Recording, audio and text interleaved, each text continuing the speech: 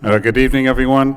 Tonight is a public meeting of the Lowell Zoning Board of Appeals for October 24th, 2011. I'd like to remind everyone, if you plan on addressing the board, that you please sign in with your name and address.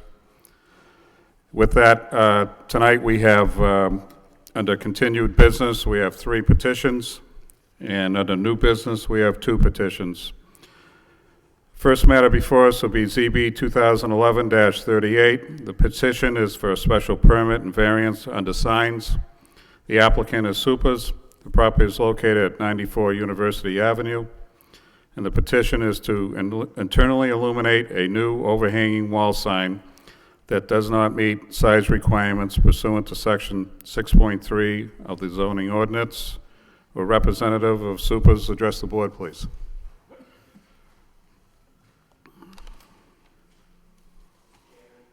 I'm Fred Peanut from Barlow Signs. All right, sir. Good afternoon. The owner of the company is not here, regrettably, and I'm not sure what happened because I have my phone off. And can I ask for another continuance on this one? Because I really would like him to be here. Do you expect him? I did expect him, yeah. I can wait, and if you want to. Sure. If you Oh, by all means, see how things go, and then yeah, that'd be great if that. Okay, that's Thank fine.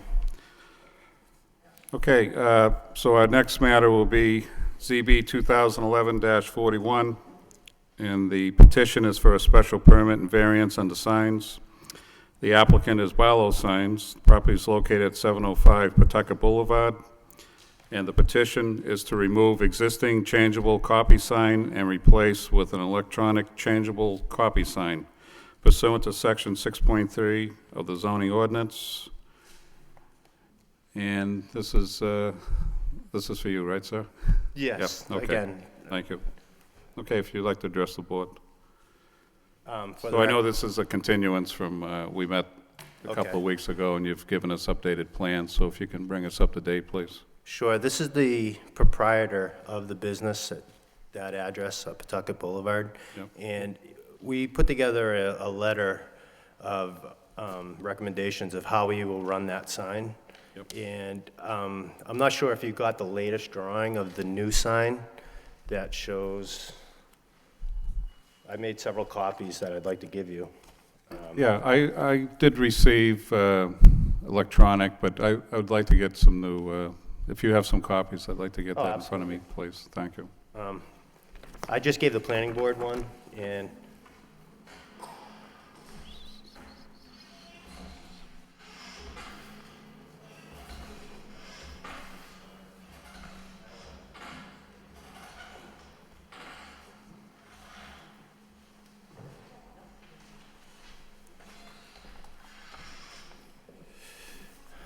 did you happen to receive the letter? Okay.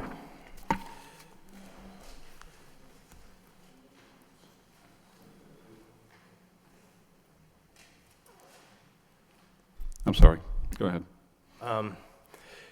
Talking with the owner just now, and talking with the planning board as well, we do know that the sign is older and it's quite large, and he was willing to concede 40 square feet on the top section, the non-illuminated portion that says JJ Boomers right now. He's willing to cut that in half. If you would be willing to let him put the electronic sign above the non-illuminated sign, he'd even do a wood-carved one or come up with something that's aesthetically pleasing to the community. I didn't know what your thoughts would be. Well, what I'd like to do is, if you can explain the changes that you've made, and then I think some of the members of the board might have some questions. Okay. I know I do, but since we met the last time, if you can walk us through the changes that you've made, and I know you have a letter here that I guess I would call it some concessions that you were proposing before us. So if you can just walk through that briefly, and then we can proceed. Sure.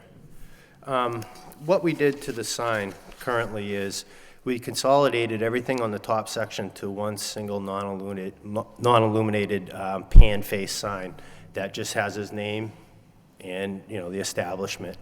we're open to suggestions as design and colors. I just put that on because I knew, there'd be input from all of you. So we were wondering if that would be acceptable, along with his letter, that we would retrofit the top sign cabinet. It's currently 8 by 12 to illuminated sign, to a non-illuminated sign. Mr. Watson would permanently remove all temporary banners from the sign and from the building and fence. Agree to a message change rate of 30 seconds with no flashing or scrolling. And offer the city of Lowell occasional use of the sign for public announcements, Amber Alerts, and other promotional civic messages. That's, he wanted to reach out to the ZBA and the town, he's really needs a drastic upgrade in his sign, and he was hoping this would be a positive approach. Now, you also received the letter dated October 18th from DPD, is that correct? Yes, I did. Okay. And there was a section that they were looking for certain items to be addressed. Do you feel that you addressed all those items? We did. I think on number 2 of what they addressed that they would like to see, I think they mentioned that no pictures be on the sign, copy only. And we feel by allowing pictures like a lobster, if he's having a Twin Lobster special, or a Bruins logo, something of that format, the sign is capable of that, and he would really like to be able to utilize the sign to its full potential technologically. And, the banners, I think we talked about the last meeting, but as far as I'm concerned, it sounds like, the owner would take down any banners at all. The other point that was brought up, they had talked about looking at some consistency with other businesses that were on Pawtucket Boulevard right now. What's your thoughts on that? Are you going to meet the same type of illumination that was recommended? As far as how many lumens the sign puts out and the brightness of the new sign, we're willing to meet all the consistency of the upper sign. Because it's not illuminated, we'll build a wood sign. We can put wood letters on an acrylic background, any kind of approach that way. And, just now he also mentioned that he's willing to cut that 8 by 12 square foot area in half, and he's willing to concede to a 4 by 12. If, that would help his cause in having the electronic sign, by all means. The upgrade in reader board. Well, the thing what DPD had pointed out was the utilization of internally illuminated signage, none of which feature movable signage or LED reader boards. Now, you're asking for a reader board, yes, correct? We are. He has an internally illuminated reader board now that's been up for X amount of years. Yep. And he basically just wants to change that sign to a smaller sign that's electronically changeable. Okay. Is there anything else you'd like to add, or Mr. Anderson would like to add? Mr. Watson. Hi, Jim Watson's my name. I'm the father. Sorry. There's another Jim Watson, that's my son, that works there as well. We currently use the what we call the message board quite often. We use it. We try to get out and change that on a weekly basis. We'd like to change it probably a little bit more than that, only because we have activities, people coming in.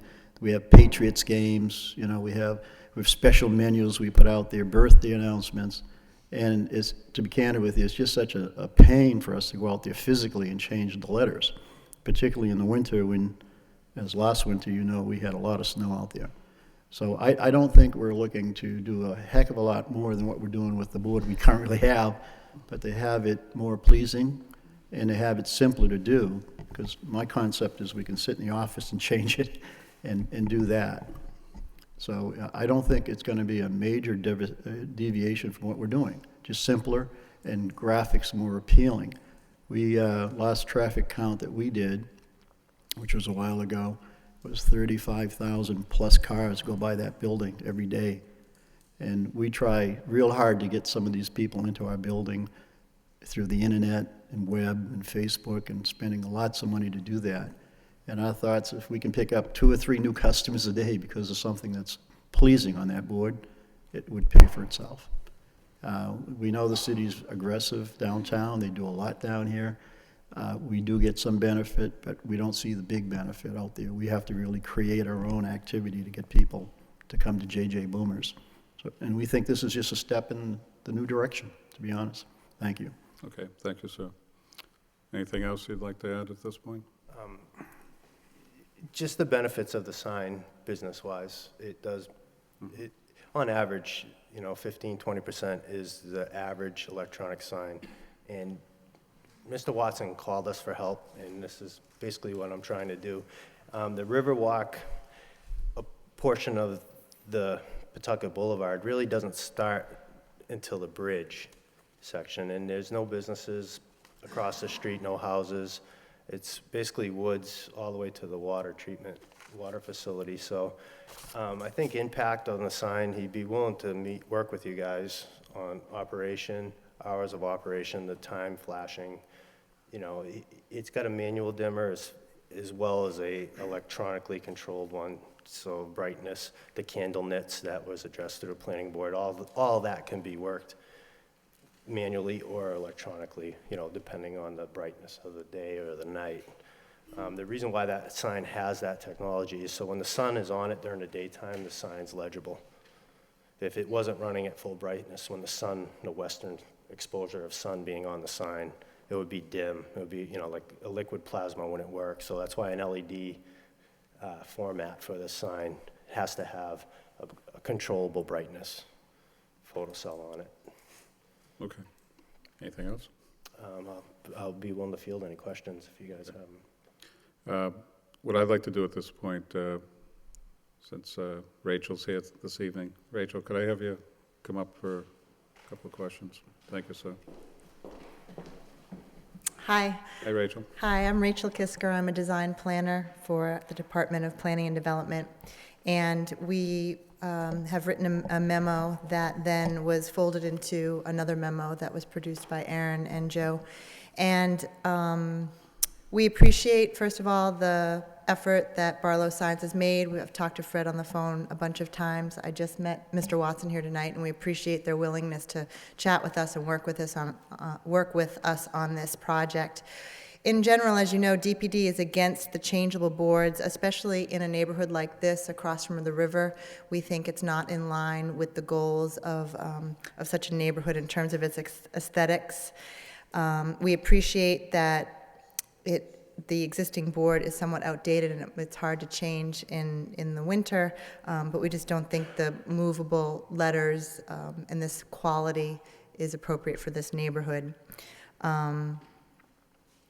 The new design of the top part of the board looks great. That was another thought that we had when we talked about it in the office, especially that perhaps an overhaul of the whole sign would be beneficial to his business as well. So we appreciate the effort on that end.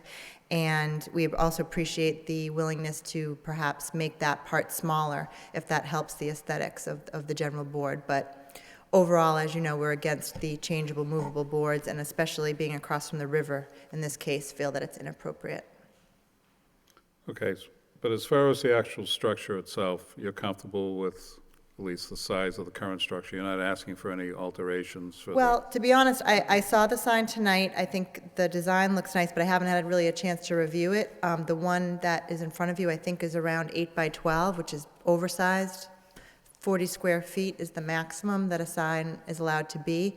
But we understand if the cost of changing that structure, if they're working within that framework, that might present some constrictions. So basically, we're willing to, I think what they're presenting tonight is too large on these drawings, but we're willing to work with them on sizes and things like that. I think the size, generally speaking, should be smaller. Okay. But I haven't had a chance to review it like I sometimes do and really measure it and think about it. And so they currently have a sign right now that scrolls. No, their sign right now, as I don't mean understand it, scrolls, yeah, it's internally illuminated, but it has those letters that you have to change out manually. Right. And as I said, I'm not sure of the existing square footage that they have Fred might be able to provide that. And I didn't have a chance to measure the drawing that we have tonight. But the design it looks good. I like that they're taking the time to perhaps do a new J.J. Boomer sign. We appreciate it. So what you're stating is the new set of plans that we have in front of us, you really haven't had a chance to No, go haven't. through everything? I mean, there's not much to go through. The reader board looks the same, and that's something that we're not in favor of. And the top part, I would just say that it's still oversized. Again, you want to make it small enough that it makes sense. Not so small that it's not readable. 40 square feet is the maximum allowed by code, but as you know, in certain instances, if it looks aesthetically fine and if it makes sense for the neighborhood, we can go a little bigger, so that would be something that I could talk to them about. Because it sounds like that's something that they were willing to chat about, the size. Okay. But right now, it's twice the size allowed by code. Okay. Anything else you'd like to add? Nope, that's it. Okay. Thank you. Okay. Go ahead, sir. I just wanted to add one thing to Rachel's comment, is she classified the sign as a moving sign, and per the affidavit or Mr. Watson's paper, it's going to be strictly a changeable sign, similar to what's there now. We're not going to have no scrolling. Nothing will be moving on the sign. It's just going to be a changeable copy sign, which I think he agreed to a 30-second change, which I think is probably the best that's going on in the city right now currently. I think it's it's pretty good operational, how he wants to operate the sign, and it's just not a movable sign, it's just changeable. He's willing to concede any flashing, scrolling, animation, anything like that. Okay.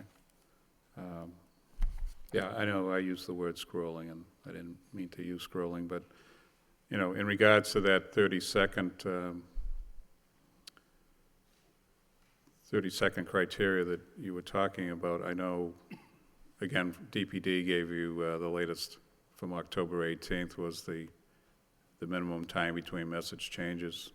They Was were that looking for 1 minute?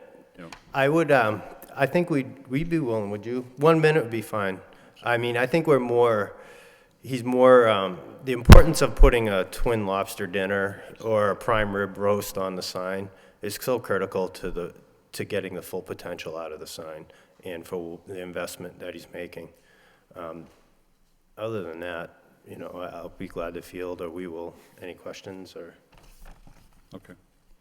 No, I'm all set at this point. Okay. Okay, I'm going to open it up to the public now. okay, All right, thank you. thank you. Is there anybody here that'd like to speak in favor of this petition? In favor? In favor? In favor? Hearing none, that portion of the public hearing is closed. Anyone here that'd like to speak in opposition?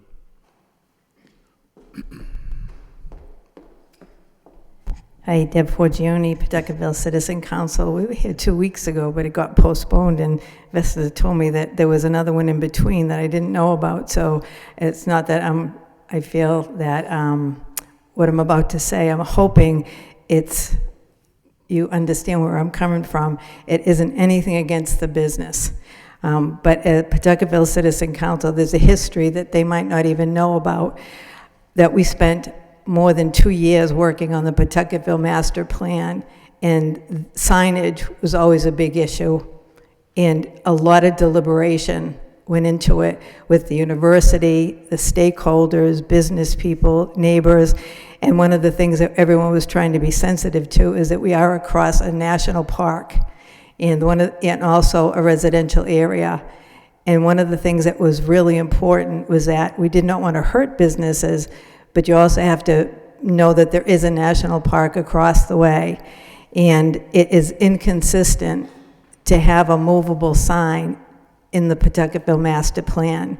An illuminated sign, which they have, upgrading it would be a good idea, but a movable sign would not be across from the national park.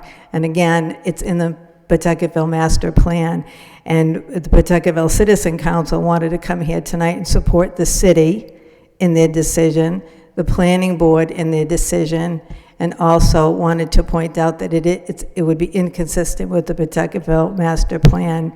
And just two more points being, variances are usually given when there is a hardship And in this case, there is no competition around this building. Therefore, that lighted sign is the only sign that you'll see for that business. It's at a set of lights that the cars actually stop. You have to be at a red light. You always know what's going on at Boomer's. So I just don't think that having a movable sign would harm them. You know, upgrading the sign would be terrific. And I think the third part is that on that boulevard with the traffic, and it can be very fast at times, anything that you could dart your eyes to the right to see a sign that's moving would not be a good idea for safety reasons. And that's all I wanted to say. Thank you. Thank you, ma'am. Anyone else like to speak in opposition? In opposition? In opposition? Hearing none, that portion of the public hearing is closed. I'd like to open it up to the board. Gary, any comments or questions? I do have one question for the petitioner. As it relates to the, you stated that there's going to be a reduction in the size of the top of the sign. Does that pose any structural indifference to the base of the sign? Are you removing or are you reducing? We will reduce the square footage overall. So the sign was engineered for a bigger sign. And already with the message center that's being replaced or being proposed to be replaced is almost 25 feet smaller. And the top section, by cutting that in half from an 8x12 to a 4x12, it improves the structural integrity of the sign that's there.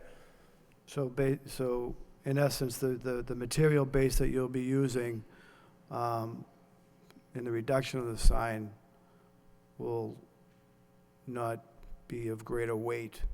Oh, no, it'll be considerably lighter. Because you did actually, if my memory serves me, mention you were going to flat pan that area with metal Yep. sheeting. I could use any kind of material that the board sees fit for. As far as that goes, I mean, right now what's there is heavier than anything we could possibly propose, especially at half the square footage. Okay. Yeah, my only concern would be is if we started getting into heavier material and the structural base of the sign is then compromised. I understand the weight and the size now. It's clapboard, and I'm sure it's close to 20 years old, I think, or older, as we discussed in our last meeting. And I know what the new materials out there. I just wanted to clarify your flat deadpan, that it would be of a lighter composite material that would be eco-friendly as well. Yes, and it would be half the square footage. Okay. That's all I have for now, Mr. Chairman. Thank you. Vesna?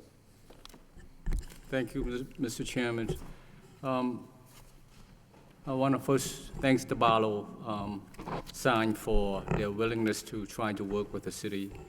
The question I have is that you indicated that this is not a movable sign. How do you change the sign when you, without electrically move the sign? It's you shut off the image that's on there. Let's say there's a current image or a current event that's on the sign, copy or something. It's basically a shut-off fade that fades to dark, and then it'll come back on to whatever image you transpond. Wouldn't that distract driver?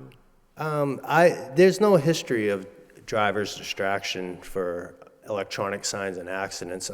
There's electronic signs on the highway where cars are going 60, 75 miles an hour, and they have those change. So if you have a quarter of a mile when you have visibility of the sign, it sometimes changes 3 or 4 times by the time you hit the sign.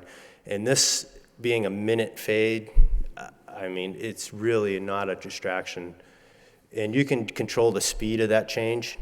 So it's a blink. You can almost blink it so it's on. There's a myriad of ways to control. The way to do it when it's a sensitive area is it's a fade on and a fade off. Is there a speed type that you can change without the driver who driving by notice that the sign being changed? There is a speed you can control the message, how it gets inputted and how it gets, taken off, and it's all in the software. You can program the sign. It's really endless. I mean, you can go to the extreme of making it almost like a television, or you can just have it a stop, static. It's a static message, so there's going to be nothing moving, you know, on the screen. And if it's a picture of a pumpkin, it'll just fade to dark, and then the new picture will come on. Basically, is how it's done when it's a fade on and a fade off. I see. And what is the operation hour for this sign going to be? Well, he was hoping to keep it running during business hours, you know, preferably. If you had any input as to operational hours past a certain time at night to the morning, I'm sure he'd be willing to work and concede, you know, make a concession to the operation of it too. And did I hear that you indicated that if allowed, the petitioner would be willing to remove all the banner from the site? That's correct, from the fence, on the building, on the sign itself. You gotta understand, in regards to the park, that's really not across the street, but while you're at that park, if you look across the river at the University of Lowell, there's a massive digital print facing the park on one of their buildings. It's gotta be 20 by 60, and that's a digital image. That really isn't any different than what this sign will do on such a smaller scale. Digital imaging, even if there's no words to it, is marketing. It's advertising. And there is digital images right now being exposed to the park itself, to the park. His sign is not even pointed at the park, or the park's not across the street from it. Thank you. You heard that the neighborhood association president from Pawtuckaville indicated that about the neighborhood master plan, the effort that they try to work with business. Have you made any attempt to meet with the neighborhood association? This is actually the first instance we've ever really had any contact, was just now. I didn't know they were in opposition. I think what we are proposing is a smaller sign. He has an internally illuminated sign now. He's willing to concede almost 60 square feet on the sign in square footage. From what I heard, this is from what I heard from the neighborhood association president, she seemed to indicate that she have concern about the movable or flashing type of sign, and that's not consistent with the master plan for the Pawtuckaville Association. If that's the case, then it's a tough one to sell. Yeah, I think the letter that we wrote is, we pretty much stated this won't be a moving and flashing sign. This will be a static message that will be on for a minute or whatever, you know, is pleasing to the change. It's not a moving sign, it's not a flashing sign. It's what they have now, but just the latest technology. And he's willing to work so it's not an eyesore. It's even smaller than what he has now, considerably. I know it's a tough sell. I do. Thank you, sir. Thank you, Mr. Chairman. Jacob Vesner, Corey. Through you, Mr. Chairman. For starters, I'd like to thank all the parties that are involved here, both the petitioner, city officials, and the neighborhood group, all for participating. I know this can be difficult. These reader board signs, you know, every business wants one, and every petition is different at the same time regarding their surroundings, and it's been a challenge for this board as well. But what we have here is, you know, a neighborhood reputable business, to my knowledge. I mean, I don't frequent there, but I certainly have heard anything negative throughout the years. You know, he's got a tremendous traffic count there, and he's trying to capitalize on it in difficult economic times, and I don't blame him. But, you know, it does abut a neighborhood. You don't have direct abutters residential here, but they are nearby, and they are very active, as you can see. But now, a few questions. I'd like to make a point first, but, I mean, let's talk about the way you're trying to capitalize currently on your traffic count by means of, you know, a Keno banner, Budweiser signs, Join Us for the Patriots. They're hanging all over the place. Your reader board is manual letters that I noticed driving fall off sometimes. So, I mean, I don't find what you're doing now aesthetically pleasing at the same time. I don't know how the other parties involved here think the same, but I'm a little undecided here, but what I would like to ask you is, you know, if I were to approve this, you know, I want to see a trade-off here to the public and to the neighborhood where they can have some benefit from this as well. Point being, would you be interested in advertising, you know, neighborhood group meetings for Pawtucketville? When they have meetings, I think it's monthly, and whatever, you know, any events they may have going on, as well as city events, folk festival, and winterfest. So, you know, in this case, it'd be a trade-off for the community, and especially the neighborhood, if this, I were to vote in favor. But, you know, I understand fully what you're trying to accomplish here. It's difficult. I'm leaning towards supporting it at this point, but, you know, Mr. Noon questioned the style of board. I don't want any, wouldn't want any explosions, nothing, just, you're gonna put a message, and it's gonna go instantly to another message, correct? Without Absolutely. sliding, and okay. Absolutely. That's less distracting in my point of view. So I think, you know, there's a way to make this work where there is a trade-off, you know, and I know you're in the best interest of your business, but I think you'd be willing to work with the neighborhood groups as well.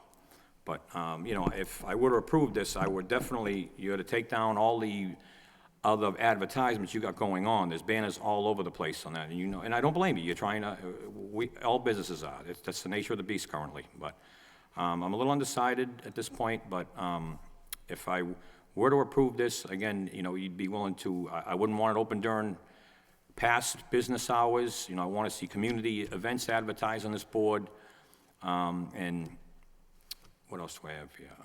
And 1 minute intervals message, not every 30 seconds, so it's less obstructive. So I'd like to hear what the other board members have to say, and that's all I have right now. Thank you very much. Thank you, Corey. Dennis? Thank you, Mr. Chairman. I'd like to understand the scale of the sign. The existing sign appears to be 18 feet high. Is that correct, by 12 feet wide? Correct. And the illuminated message board that currently exists is a static sign, so that it doesn't change unless you go up there and change it. And so really what you're looking for is changing an internally illuminated static sign to a, for all intended purposes, internally illuminated sign that will change every minute. I doubt it would change every minute. That's my own opinion, but yes, technically, yeah. It's still a you're- static I sign, don't and think it in, It would still be somewhat of a static sign if Yes. you think that a static sign changing every minute is a static sign, right? And you're willing to make it smaller. it is, I mean, the drawing doesn't do it justice. That is only a 4x10 new sign, and the one that's up there is 4x12, so it is considerably smaller than what's there. And you also suggested making the upper sign half the size. Yes, absolutely. But did you suggest that the the static sign that changes once a minute would be located higher? That's what we're thinking now, is maybe a little higher. Could it be located within that 8x12 block? Correct. Yeah. Could it be located below the J.J. Bloomer label, and then it would be, Yes, that's kind of what I was thinking, is putting the J.J. Boomer Restaurant as a header. And I could even go 3x12. It doesn't necessarily have to be 4. We're just willing to Yep. work with design to make it a smaller footprint and of a sign. then how is the J.J. Bloomer sign label illuminated? There is indirect lighting inside the soffit of Ceiling, the yep. roof unit So that'll that continue? points down at it. So it'll continue to light that. Yes, absolutely. And then during the day, the message would be a black background with white letters? It could be whatever, Do you have that's a, subject to the font, if it was a holiday fundraiser or a blood drive, it varies. Like, that's to the creative user of the software of what kind of message can go on the so we're sign. potentially looking at more than black and white, we're looking at a full Colors, yes, across the color spectrum. scope? Yep. Okay. Any landscaping being added to the base at all? Right now, there's just a bland We kind of, haven't thought of it, but yes, we would have. That's always a possibility, by all means. If that was a condition of putting maybe some shrubbery, because now there's going to be, if we do cut the top section down and move it up, there is gonna be a Absolutely big right. void there. Yep. And maybe an arborvitae or even a climbing vine would look nice, whatever. I think something to make the base Aesthetically. feel like it is, Ties grounded. in. I mean, currently, we do a lot of concrete or rock, stone base, brick bases, with a planter feature, but that gets pretty cost prohibitive, and a lot of times they get hit, but that's always subject to the owner, By all means, a planter or something like that we can work out something. Okay, that's all I have, thank you. Okay, thank you, Dennis. So I guess after Dennis's comments, everything that Dennis just brought up now, you're saying that's incorporated in these new drawings that we were submitted tonight? Everything we just talked about? Well, no, because new things came up, naturally. I wanted to, if I could have had a crystal ball and envisioned everybody's, how to make this kind of work and satisfy everybody, meet the needs of the town, the city, I gladly would have put it on writing. But I mean, if you want to put it towards a condition or add it, we'll be more than happy to work with everybody involved. Well, I guess based on everything that's been talked about, this petition, believe it or not, seems to really be going a lot bigger than I thought it was going to go. I mean, we have a lot of proponents here for the neighborhood now, for the association that have their say. This gentleman, you've been in business for what, 27 years, was it? Just about, yeah. Trying to remember back. So we have a business that's been, in the city of Lowell for almost 30 years that, I think has a lot of credence behind it also. I don't think this board is here to try to knock down a business because they want to do some advertising, but we also have, from DPD's side, we have rules and regulations that we try to follow, and I know since I've been on this board, we try to be consistent with what we're doing. It's kind of like one of the things Vesna brought up about the speed of cars. It seems to me a couple of years ago, I believe board member Kevin Kavanaugh was on here. He brought up about technologies that are out there now around reader boards and speed and, advanced technology that's out there that might be down the road. I know we're not looking at that now, but there seems to be a lot of pros and cons over this one sign. And I feel like asking Rachel to come back up now and, addressing some of these things that have come up because, we as a board, I know I'll speak for myself, I rely on DPD with their input. And sometimes we agree 100% and sometimes we don't. And I also understand you come in with a new set of plans. And when Rachel mentioned to me that she really hadn't, digested these, and then we've also talked about some changes tonight, I think the laundry list is getting that much longer. And I'll speak for myself. I don't think I'm ready to even vote on this right now. Because I believe, and I'm going to speak for myself, I believe there's, both for your party, for the neighborhood, and for businesses out there that are trying to do signage, I'd like to see this come back again, believe it or not. Now, the other board members might want to go forward with this tonight, but that's the way I feel, because I think there's a lot in play here. And I still give a lot of credence to the business being around for 27 years. But I'm also sensitive to what the neighborhood association has to say. So with that said, do you have something to say, President? Chairman, if I may, just for 1 second, I do concur with you, so with what transpired just in the last 10, 15 minutes.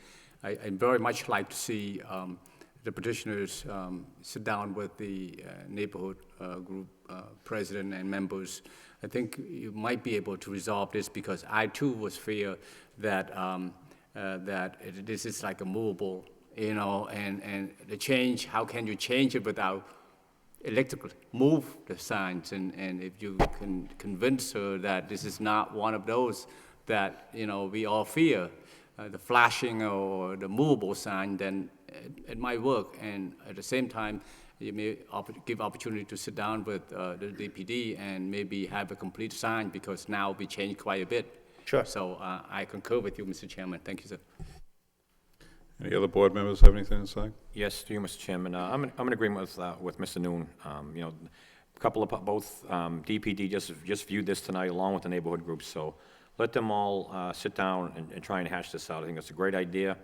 The next scheduled meeting would be 3 weeks from tonight.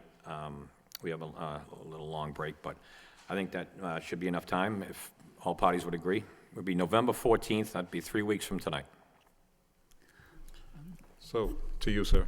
I think it's a great direction. I think it's this healthy dialogue. We want to be good neighbors. Yeah, and There's this no is doubt. a healthy dialogue, and, you know, the benefits and pros and cons to something like this should be taken this seriously, you know, and everybody's input. I think it's great, you know. We've, over the years we've been in business, we've done all kinds of benefits. We've had, all kinds of marathons for people, and I think we've demonstrated our ability we keep the property up as best as we can, considering the economy we're in. We did lots of things to the building this year for landscape. We try to be good neighbors. And this, to me, is, I already have the ability to do what I want, just like it's a lot more difficult for me to do it. And my big motivation here is to use the technology so I don't have to send the little dishwasher out in the middle of the winter climbing over snowbanks. I'm telling you, that's one of my big motivations. Okay. And I think it would be a better looking package for us. All right. Mr. Thank you. Chairman, Yes, sir. if I could just, one thing that seems to be the crux here is the interval that the sign changes.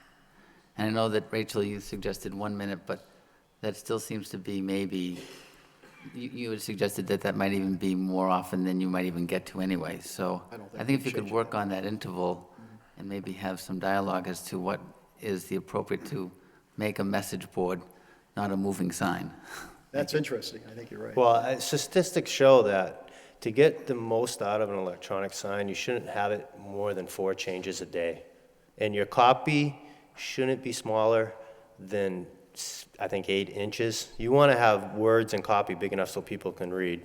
But they shouldn't be changing more than, that's statistics on how the rate of return that they determine. But you look at the highway signs that are out there, those just scroll constantly trying to, tell people to register online for your driver's license and that type of thing, So this sign won't work under those pretenses. Okay, so you agree to take the continuance on November 14th? All Oh, parties absolutely, agree? by all means, and we'll gladly work. We look forward to working with everybody involved and coming up with a design that's aesthetically pleasing, that's landscaped and smaller, for that matter.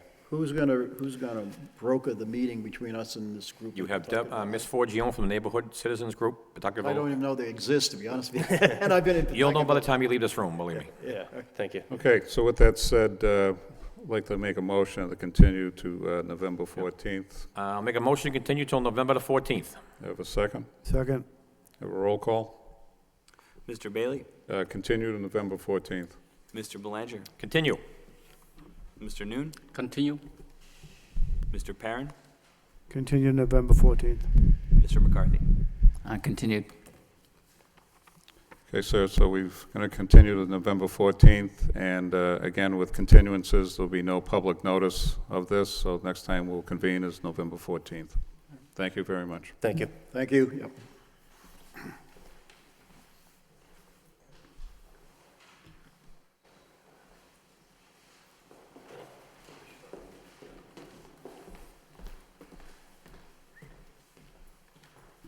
All right, so, okay, our next matter before us is still under continuances, and this is ZB 2011-47, and the petition is a special permit and variance. The applicant is Harkins Real Estate, Inc., property located at 279 Pawtucket Street, and the petition is to reduce an existing building from 3 to 2 units without the required lot area per dwelling unit, and to construct 2 new single-family dwellings pursuant to section 5.1, 12.1A, 12.1B of the zoning ordinance. And Mr. Flood. Mr. Chairman, on behalf of Harkins Real Estate, I'm here tonight to request that our petition be withdrawn without prejudice. As you're probably aware, we did obtain site plan approval, but the special permit was not voted. So we are in the process of redesigning our plan to come back in at a later date. So I'd ask that this matter be withdrawn without prejudice. And we received your communication, letter, yeah. so I appreciate that. Thank you, Mr. Flood. Thanks. Thank you. So, Aaron, do we have to take a vote to, yep? Yes, please. Okay, so the vote will be to withdraw without prejudice? Correct. Okay, and That being said, I'll make a motion to withdraw without prejudice. have a second? Second Second. vote? And can I have a roll call? Mr. Bailey? Approve the withdrawal. Mr. Belanger? Approve the withdrawal. Mr. Noon? Approve the motion to withdraw without prejudice? Mr. Perrin? Approve the withdrawal. All right, Mr. McCarthy? Approved withdraw. Thank you. thank you, sir. Well, looks like... Aaron, do you know the gentleman that's supposed to be here from Supers? I wonder, can we have the guy from Barlow Science come back in if he's still out there? Okay, you want to wait? Okay. Okay, our next matter before us is under new business. This is ZB 2011-48, and the petition is for a special permit. The applicant is New England Community Care, LLC. The property is located at 81 Bridge Street, and the petition is to convert retrofit commercial condominiums into a day, those are the glasses, day habilitation center pursuant to pursuant to Article 12, Table of Uses of the Zoning Code.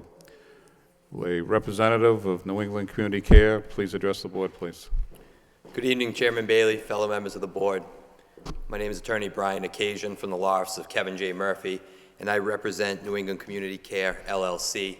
Tonight with me is the Chief Operating Officer, Lynn Brown-Zune, and also the owners of the New England Community Care, who are out in the hallway, Alex Matoff and Andrew Shapiro.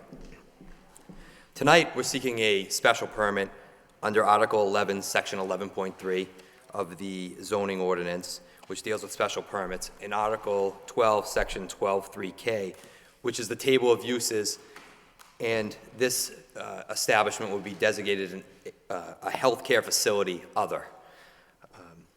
New England Community Care has entered into a purchase and sale agreement to purchase units 1 through 16 of 81 Bridge Street for $1.9 million. This building is better known as the Napping Building, and it sits actually behind Bridge Street. The building is currently vacant. There's nothing going on in the building. In fact, if you go by there, you'll see broken windows and debris, and it's just not a good-looking establishment right now. But New England Community Care, if this permit is granted, plans to buy that property and make a total investment in excess of $2.5 million. They plan on running a day habilitation facility. And you may ask, what is day habilitation? We have a letter from Ms. Zunes in the packet that was presented. But day habilitation is daily care for individuals with autism, cerebral palsy, Down syndrome, and other disabilities. New England Community Care will provide rehabilitation, physical therapy, and life skills training to these individuals. And these individuals are from our community. There are spouses, brothers, cousins, friends. This facility will allow them a place to go, provide them support, provide them training, and also provide the families that are taking care of these individuals support. The center, it plans to be open from 8 a.m. to 4 p.m., Monday through Friday. The staff would arrive at approximately 7:30 a.m., and the members or the clients would arrive thereafter. All members will be transported to the facility in cargo van or transport vans that are provided by Montechusett Regional Transit Authority, which is the contracted vendor with DMR and DMH. Additionally, we'll serve lunches at the property, and all lunches will be catered by Sidekim Foods out of Lynn. And the reason why we use Sidekim Foods is because they have a nutritionist on staff. They also have a dietitian on staff, and these meals will meet the nutritional expectations of the members. Additionally, Mr. Shapiro and Mr. Matoff own 5 other establishments throughout the Commonwealth They're well-versed in running an establishment like this and have a great background in it. So under Article 11, Section 11, 3.2, the permit granting authority, yourselves, should consider 6 factors. The first one is the social, economic, or community needs which are served by the proposal. And socially, like I said before, this facility will care for members of our community that are our family members and friends. Economically, this is going to create 30 to 50 jobs for the city of Lowell. And these jobs will bring employees in. And these aren't menial jobs. These are RNs, LPNs, occupational therapists, physical therapists. These 30 to 50 people that are coming to Bridge Street every day will shop in downtown, will eat in downtown Lowell, and will benefit not only the center, but the rest of the community. The second factor is traffic flow and safety, including parking and loading. Again, the employees will park in the parking lot. There are 65 spaces there now. Under the guidelines of the zoning ordinance, I think 41 would be required, so there's plenty of parking. And the members, they're going to be 90 to 100 members there a day. All these members are going to be transported through cargo van or through transport vans, which carry approximately 8 to 10 individuals. The third factor is adequacy of utilities and other public services. This building is in the downtown area of Lowell. There's plenty of services for electricity, etc. Fourth is the neighborhood character and social structures. This building is in the heart of downtown. It's next to Middlesex Community College, and it's our plan, or New England Community Cares plan, to develop a partnership with Middlesex Community College to allow the individuals that attend the school to get real-world experience dealing with individuals that need the care. Additionally, you'll notice that we submitted a letter from the Lowell Downtown Neighborhood Association that's in support of this proposal. The fifth one is impacts on natural environment. I don't see how this facility would have any negative impacts on the environment. And the sixth factor is the potential fiscal impact, including the tax base and employment. Like I said, we're going to create new jobs. There's a $2.5 million investment. The tax base will increase because this property right now has nothing in it. It's not worth that much. But if we invest in this building, it'll definitely raise the value of that building. Additionally, there will be approximately $58,000 in salaries per month coming out of this establishment. And again, they will spend their salary in the community in the city of Lowell. So those are the 6 factors. Additionally, for a permit sought under the table of uses, you have to submit a narrative relative to how this facility would be consistent with the City of Lowell Comprehensive Master Plan. And the master plan provides a framework for development and establishes a comprehensive and shared vision for the City of Lowell. And briefly, Lowell should be a lifetime city. Lowell should have a creative workforce. Lowell should offer a high quality of life for both current and new residents, and it should retain its independent identity as a unique city. And this establishment will allow residents of Lowell and the surrounding communities to go to a facility that can take care of their needs in the city that they reside in. We'll have a great workforce there. Like I said, the ratio would be one staff member to 7 members, and they have to be RNs and LPNs and OTs and PTs. Additionally, this facility will create employment opportunities, and we have spoken as a group, and we're looking to hire from within the city of Lowell. There are qualified people in this city. There's 2 great universities in this city, and we can give another entity that graduates from those universities can come and work at. Again, we have to address the neighborhood character. We're in downtown. It's a commercial building. The Downtown Neighborhood Association is for it.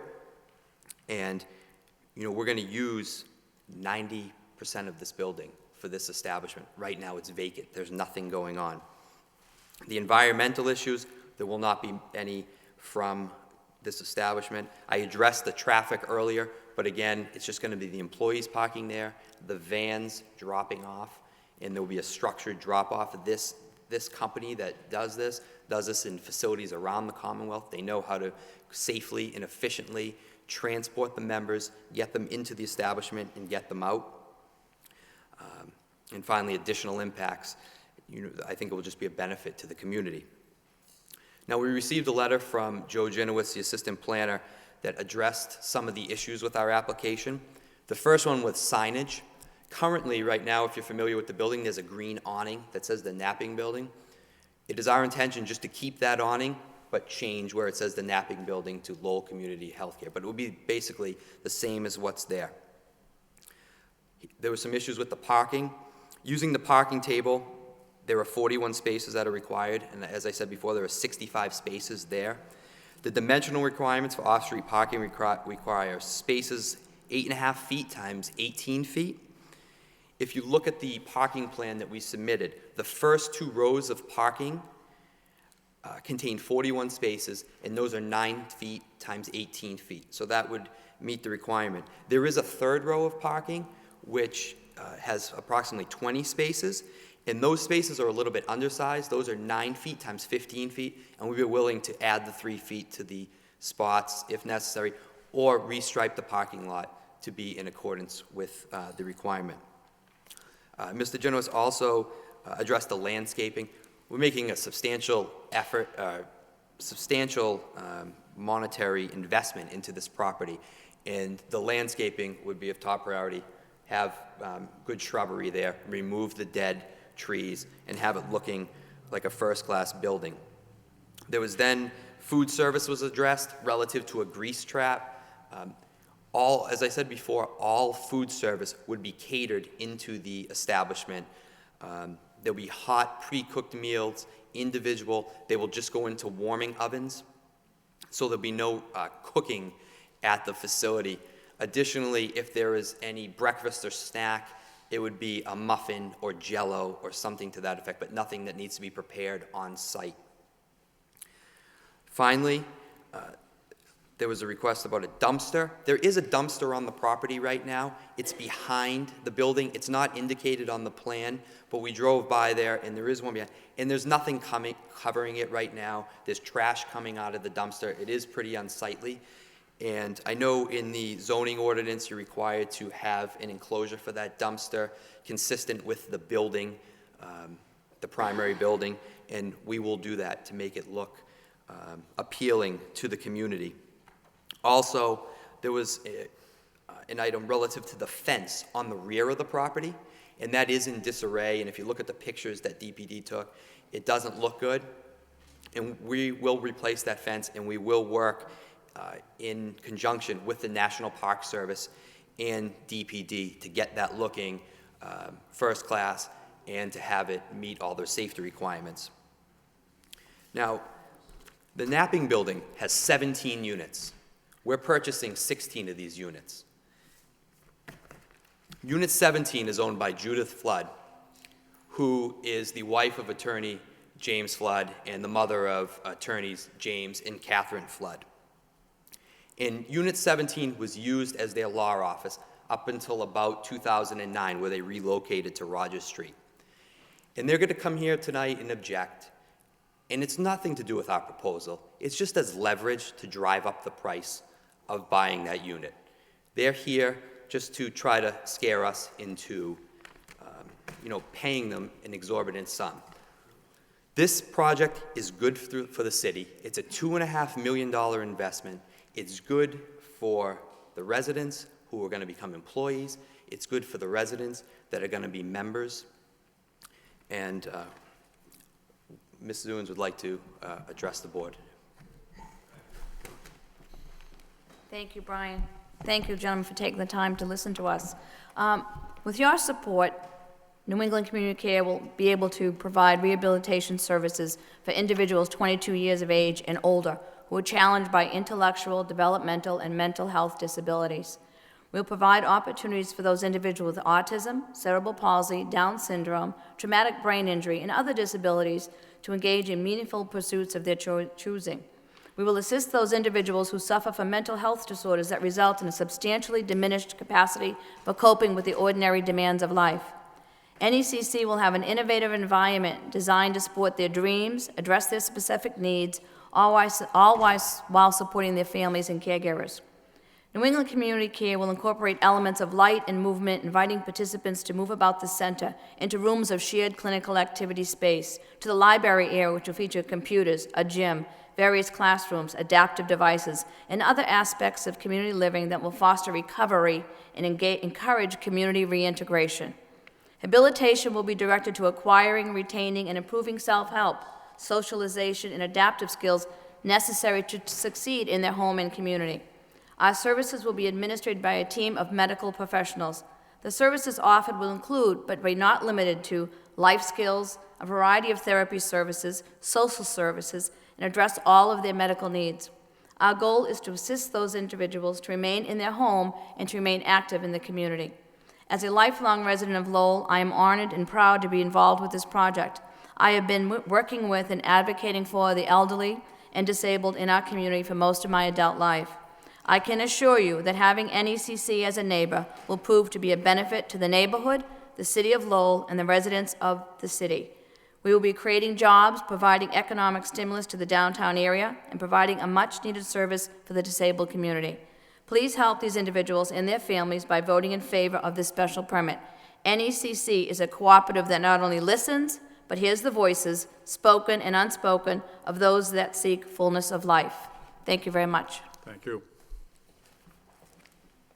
I'd be happy to address any questions you have. Okay. I think at this point, I'm going to open it up to the public. Okay, thank you. Thank you. Is there anyone here that'd like to speak in favor of this petition? In favor? In favor? Yes, ma'am. My name is Gail Bartlett, and I live at 1300 Varnum Ave in Lowell. And for my whole entire professional life, I have worked with persons with developmental disabilities. Our society has come so far in accepting the diversity of so many different populations, and yet people with developmental disabilities continue to be misunderstood and feared. Typically, they're portrayed in a negative light. They walk different, they may talk different, they sound different, they may look different. But people with developmental disabilities are part of our community, just like you and I are. They're workers, they're voters, they're family members. Gone are the days where when people with developmental disabilities would sit in the corner and do nothing. Services such as what New England Community Care is proposing are day habs that can only enhance the lives of the people that will attend there. Quality programming can bring an enormous benefit to the people with developmental disabilities and to their families who want a safe and caring environment. Currently, I am the executive director of the Live and Learn Education Program, which is a newly developed program that is out of Middlesex Community College. And we provide education services for 40 adults with developmental disabilities. It's very true. They do use the stores and the facilities that exist in our downtown Lowell. Bringing an enormous amount of population to our downtown will be a benefit again to us all. Thank you. Anyone else like to speak in favor? In favor? Good evening. Hi, Mr. Chairman. My name is Suzanne Wilson. I live at 1325 Pawtucket Boulevard in Lowell. I've known Lynn, she's a great administrator. I've known her for a long time. In my illness, if it progresses, I would definitely be more comforting to know that there would be a building with a good program involved for me to go to. And that's all I have to say. Thank you. Thank you, ma'am. Anyone else like to speak in favor? In favor? My name is Michelle Runyon. I am not a resident of Lowell. However, I have worked with developmentally disabled people, elders, other disabilities in the greater Lowell area for most of my adult life. What I'm mostly concerned about and excited about is a location. What I do is I oversee residential programs, and I have to transport people to Lawrence, to Westford, to Woburn. There is not a quality day habilitation in this area so that people in the greater Lowell area can benefit.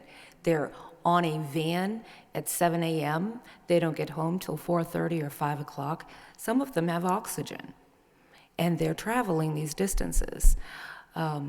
It's stressful for them, and not only would they benefit from having something in downtown Lowell, but the quality that I guarantee NECC will bring is something that's non-existent and would really benefit these individuals, and they truly, truly deserve it.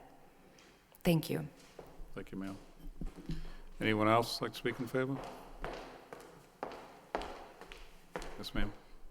Good evening, Chairman Bailey and members of the board. My name is Leslie Bodor, and I am a lifelong member of Lowell.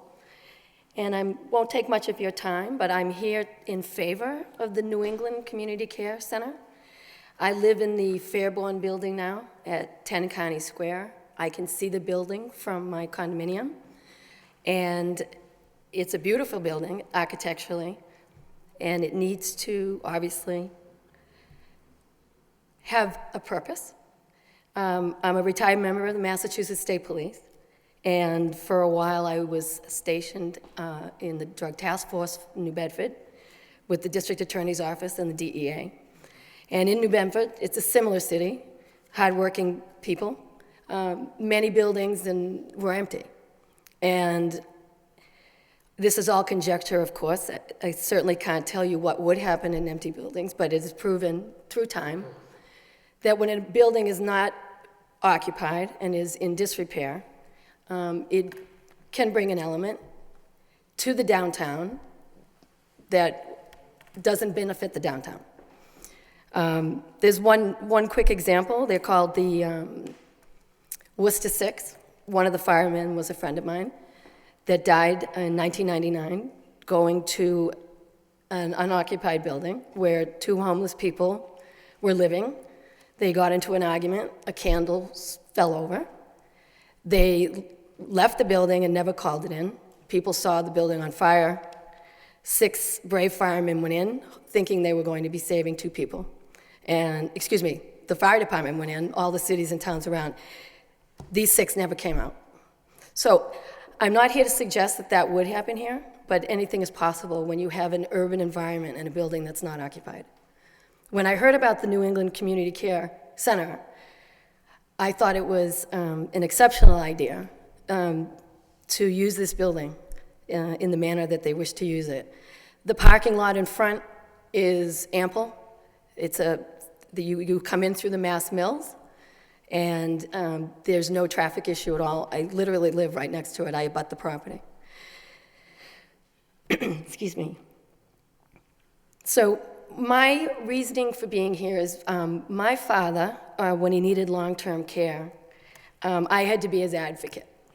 And my dad suffered in his later years. He fell through the cracks in a lot of ways. He couldn't get help from the Veteran Administration because the system now is so bogged down with veterans of Vietnam. And he made too much money to be able to go into other facilities. And the burden became a family issue, and it was very, very stressful. to find out that there is an actual facility where people will be able to be treated well during the day instead of being aged out of a school system. When you age out of a school system in their early 20s, these people will be forced to go into nursing home type environments during the day with elderly people. And that is not the environment they belong in. They belong in an environment like the New England Community Care Center, where they will be nurtured. They will have opportunities to learn. If you put them into any facility where it's designed for elderly, they will simply fall through the cracks, and it's not a win for anyone. So I'm, again, in favor. And in closing, I feel it's incumbent upon me, and I feel it's incumbent upon all of us to speak for these people that do not have a voice. I spoke for my father when he didn't have a voice. All we want for our family members and loved ones is a safe environment, to know that they're cared for during the day when we're working, that they're not going to be harm themselves or others, and it gives the family that surrounds the one individual peace of mind. It's very stressful on the entire family. These people also have been dealing with this their whole lives, the families. It's not as if an Alzheimer patient came in and you're dealing with it later in life, or in my father's situation, very wonderful life. These people deal with it 24/7 since day one. So knowing that these individuals will go into a very safe environment, it's a benefit, and it helps the family immensely. My great-great-grandfather, Andrew McNaughton, fought in the Civil War. He was a resident of the city, and we have been here ever since, 5 generations strong. I come from a very compassionate city, this city, and I hope we can prove that we are still compassionate and do the right thing in this circumstance. Thank you, gentlemen, for your time. Anyone else like to speak in favor?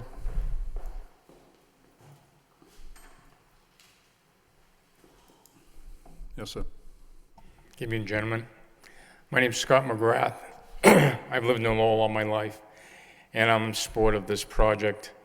A number of years ago, I used to work for the Bedford VA Hospital, Edith North Rogers VA Hospital. And the veterans used to go to this building a number of years ago with mental and physical disabilities. So this building has seen that type of population there. I'm also in support of Ms. Sumas and the project she's going to be taking on with this. I've seen her do some work with some other projects, and she's done a very good job. So I'm in support of this. Hopefully we'll take that into concern. Thank you, sir. Anyone else like to speak in favor? In favor? In favor? Okay. Yeah, just sitting here listening to these people talk. Where I live at 1325 Pawtucket Boulevard, I have friends from 23 to 38 who are in wheelchairs. They have nowhere to go. They just sit in their apartment all day long. If I didn't go and get them to come out in the sun and just sit out there and have some fun. I think this program would benefit them tremendously. They would feel that they would have something to do, somewhere to go, people to talk to. Lynn has done exceptional work, and I am very much in favor of this program, and I really do hope that this goes through. Thanks. Thank you, ma'am. Anyone else? Hearing none, that portion of the public hearing is closed. Is anyone here that'd like to speak in opposition?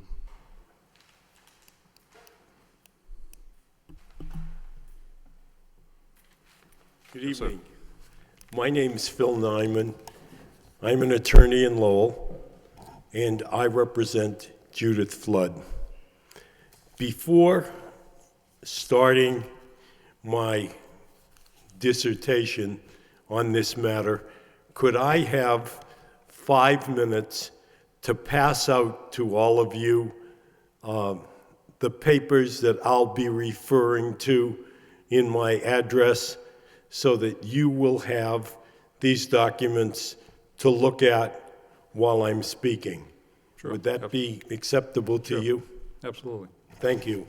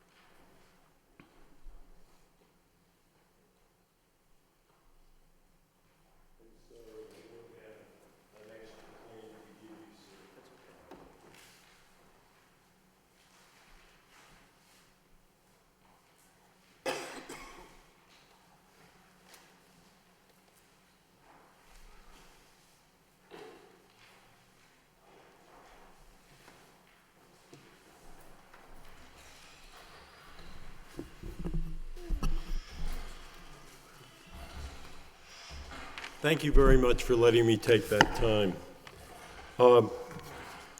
I'd like to start off by saying that Judith Flood is a mother, she's a grandmother, she's a school teacher, she's had breast cancer,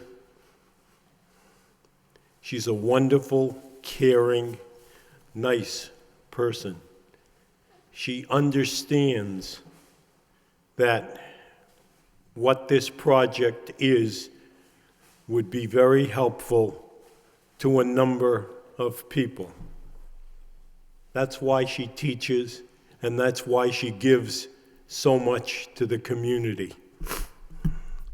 But you're a zoning board, you're not a social agency. unfortunately.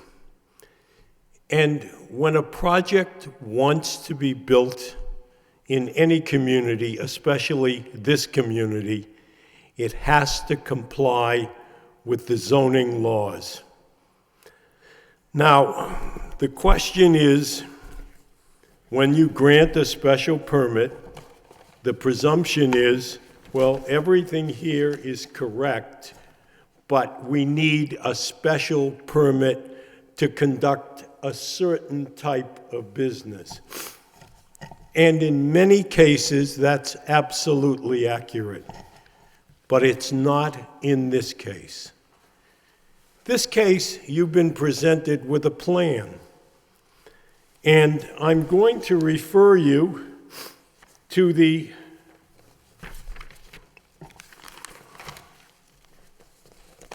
smaller plan. And I'm going to ask you to look at the signature on the plan. And then I'm going to ask you to look at your zoning code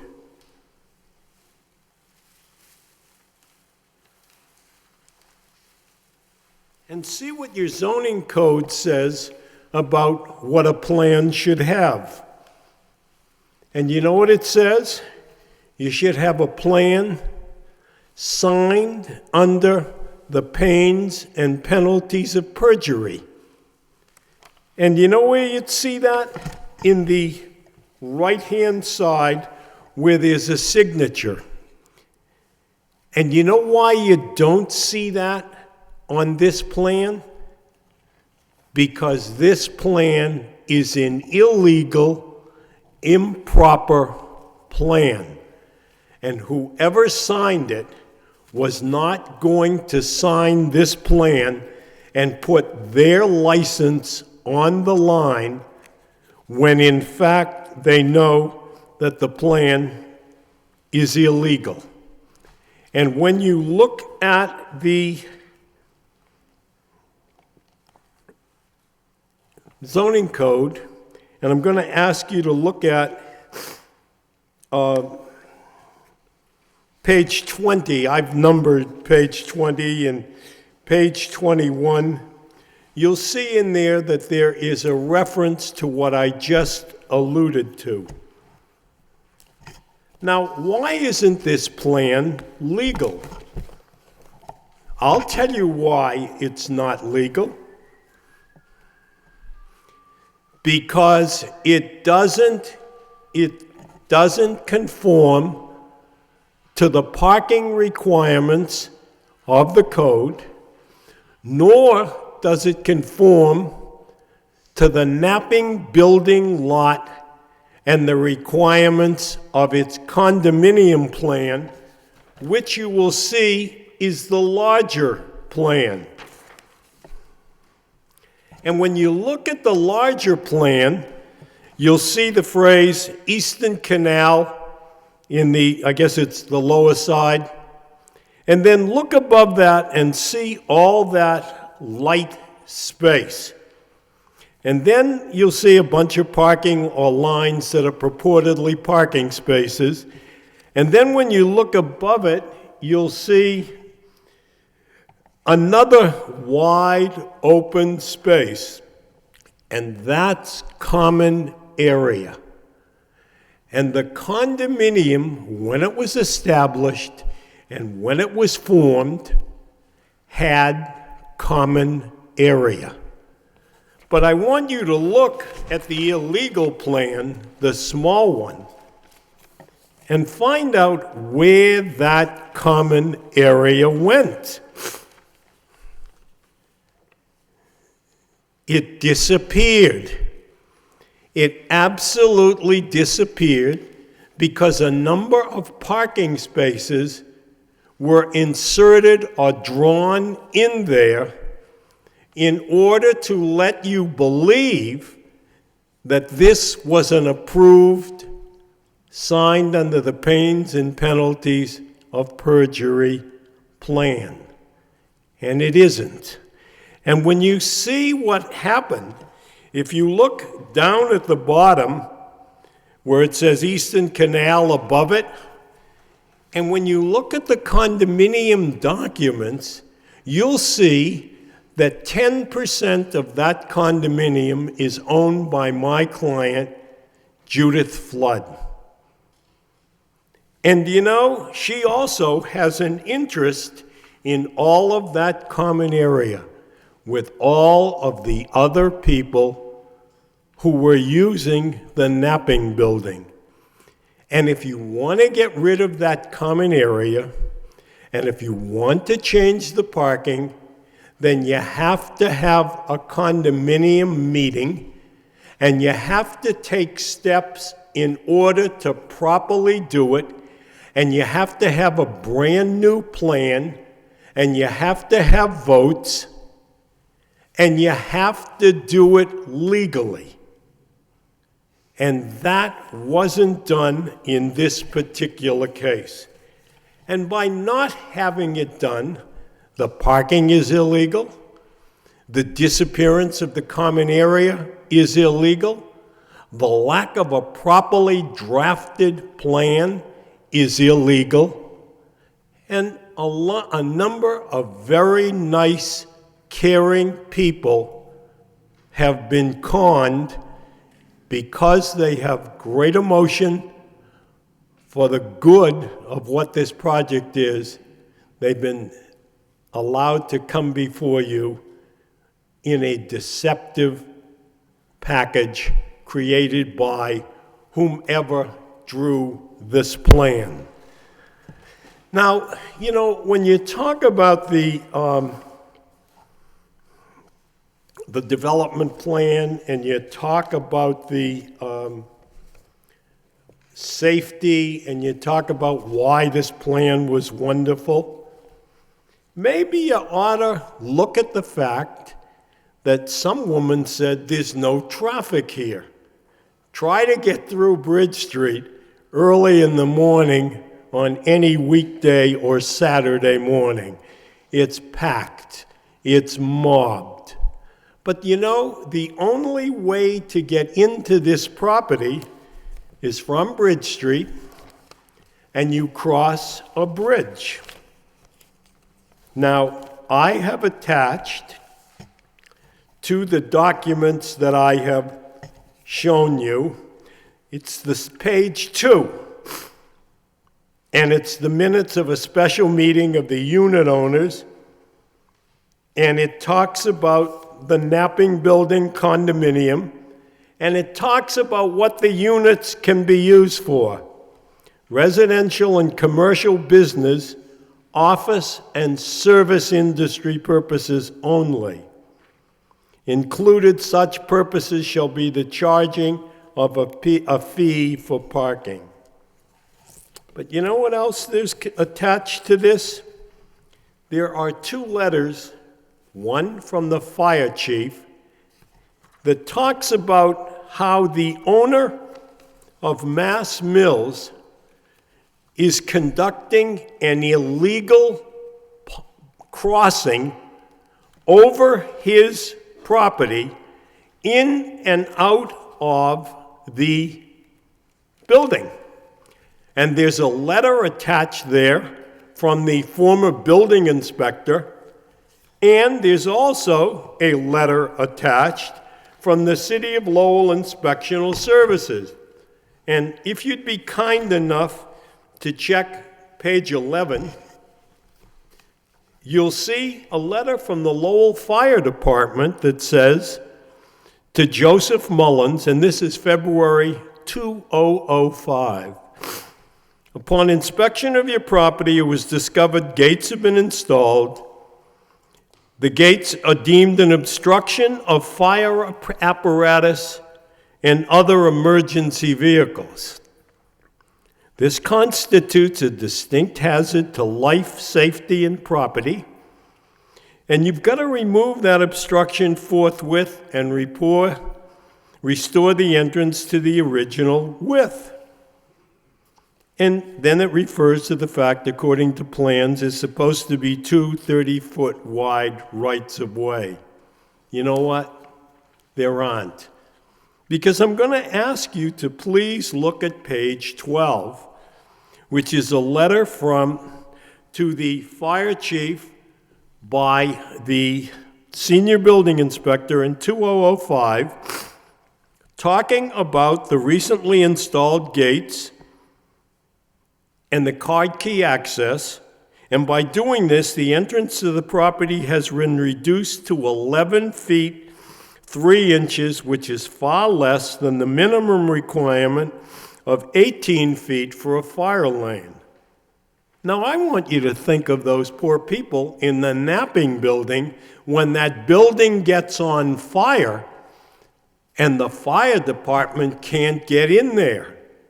And why don't you have something in this plan that says, by golly, we're going to address that as a condition to our purchasing and using the property? And you know what? There's nothing there. And then you're going to be looking at the page 13, third paragraph.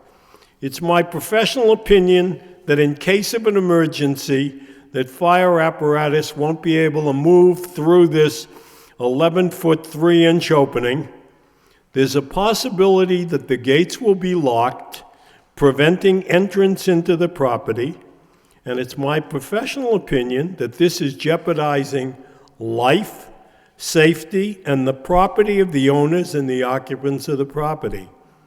These gates and center barricades are creating an obstruction and should be removed forthwith. There has been neither approval from the planning board, the Board of Appeals, nor any other city agency to reduce the size of the entrance or exits, etc. Never attended to, never attached, and the owner of the Mass Mills, who, by the way, is not the owner of the other lot, the Knapping building, has done nothing.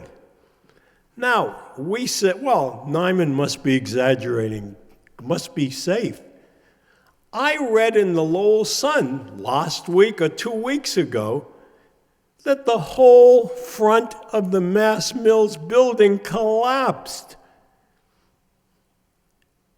that there was flooding.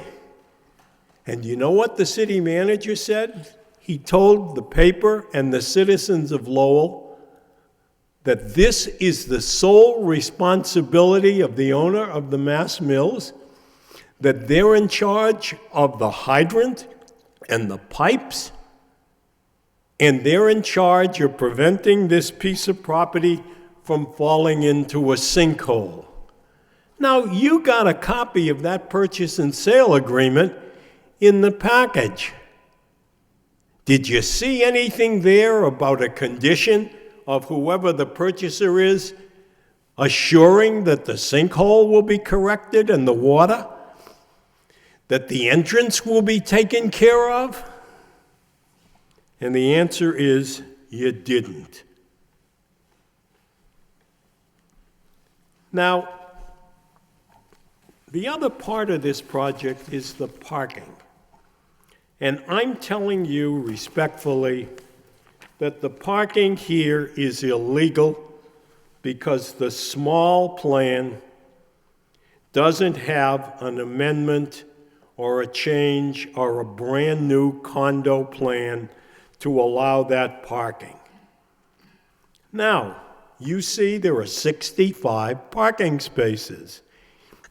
I think I gave you 2 pieces of paper, and I'm sorry if I don't have what they are, but you'll see one that's Appendix A, and it talks about how much the owner of the Mass Mills will be paying to park his or their tenants' vehicles on this property that is for these unfortunate people.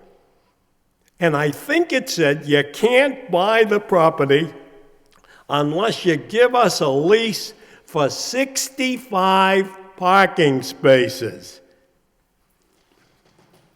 Now, respectfully, and then there's another page that talks about the language from the lease. Respectfully, members of the board, this is an ill-prepared, greedily prepared document by someone who paid $500,000 for the napping building, did squat for it, and is now selling it for almost $1.5 million or $2 million, and hasn't done anything. There are a plethora of illegalities. They can't park here because the condo documents don't allow it. The condo documents don't allow this type of use for the napping building. And I've given you pieces of the condo documents, and I want you to read them, and I ask you to read them. And I ask you to check with planning and development and find out whether or not you should be in there. This is a rush. Let's grab the $1.9 million and run, and the heck with the condition of the property. There's a lot more that I can explain. There are a lot more legal issues. I'm raising those legal issues, and I'm speaking to you as though you were a member of the judiciary. And these are very strong legal issues. And I'm asking you not to do anything with this, and I'm asking you to talk to Chris O'Connor, and I'm asking you to get some legal advice from the city solicitor and from the manager, and find out about this, and find out about the parking, and find out about whether or not what I'm telling you has valid legal precedent and basis. You can write an opinion, and it's going to be appealed. And if it's appealed respectfully, based on everything that I see on the law, this project will be overturned in 2 years. It's not a good project. It may be a very good emotional project, and I don't question it. But this isn't the right place, and it's not the proper place, and the approach to you people is wrong, and it's illegal, and there's going to be a lot of mush on the city of Lowell's face for being aware of all this and taking it. I'm not going to waste any more of your time. I've highlighted the issues. I've established the record. And I'm asking you to do some more homework or give them the opportunity to withdraw and come back in with a proper plan, done in a proper manner, and then have this board decide what, if anything, it's going to do. I have no more to say, and I stand ready to answer any questions that you may have. I have 2 questions for you.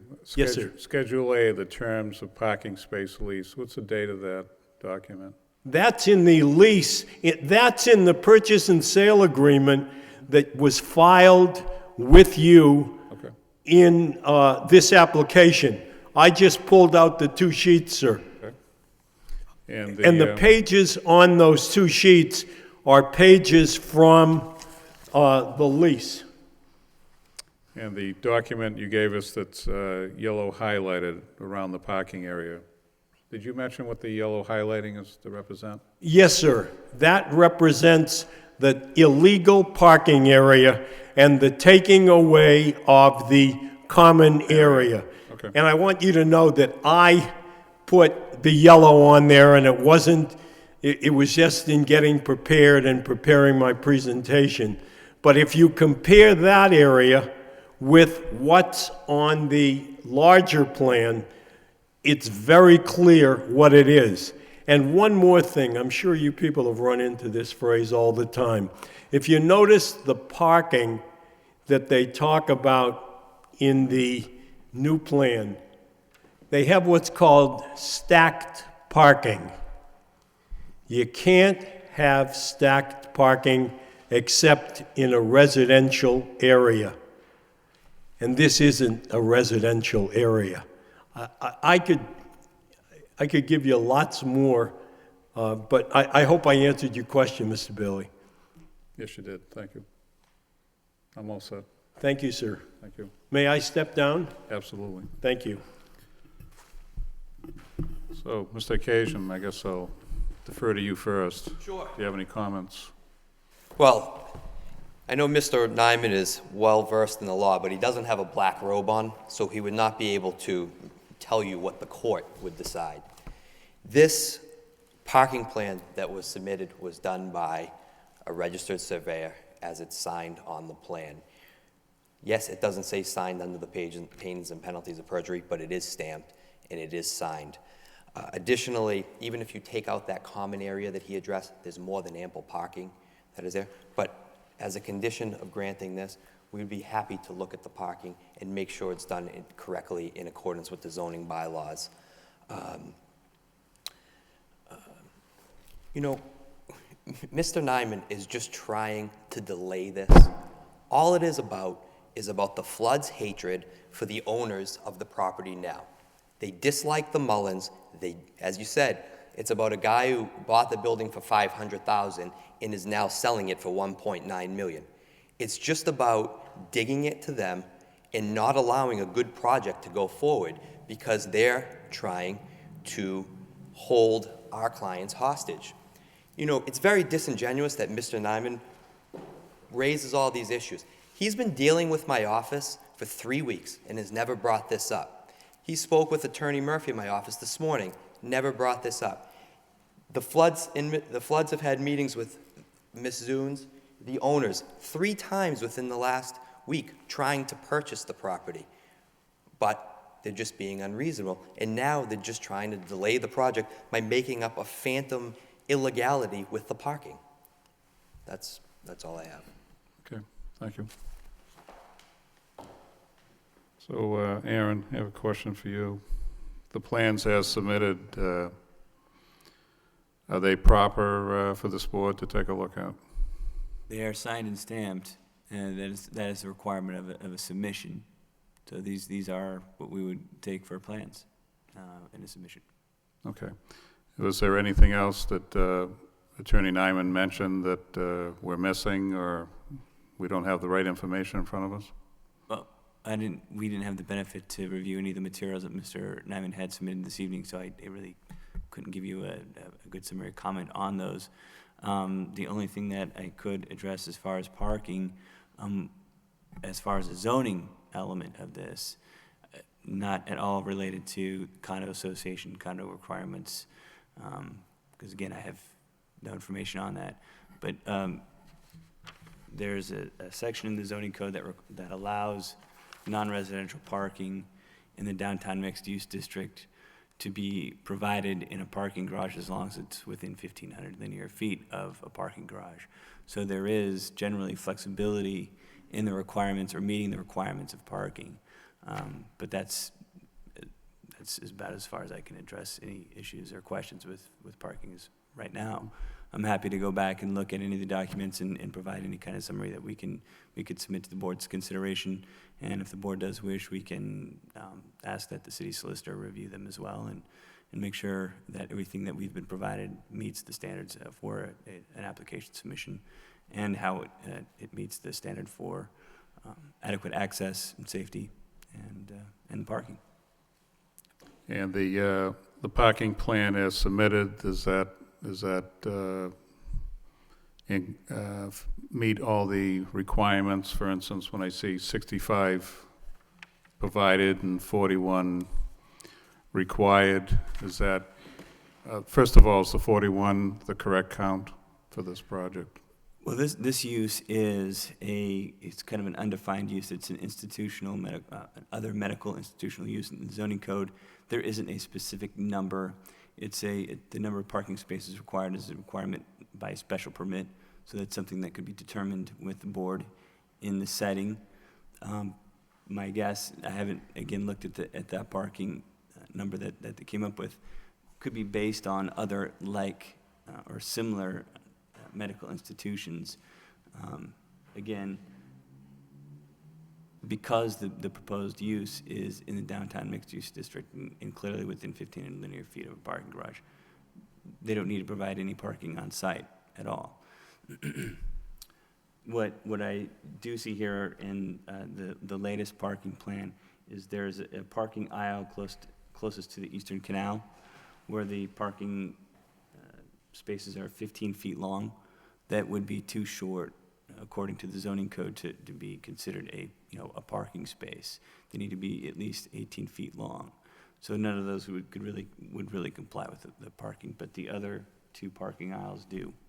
They're 9 by 18, or 8 by 18, which is the minimum dimensional required for parking from the code. Mm-hmm. Yep. Sir, can you address the board from the podium, please? Yep. May I give to the gentleman from the planning department the documents that I gave to all of you, especially the condominium documents, which I don't believe he would have? Sure, that's fine with me.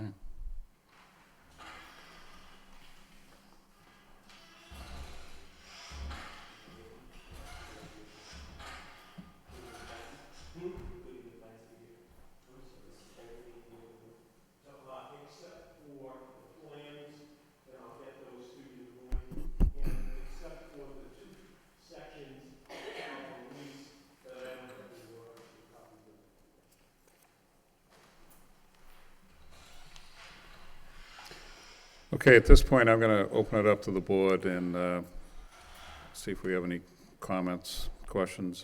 Gary?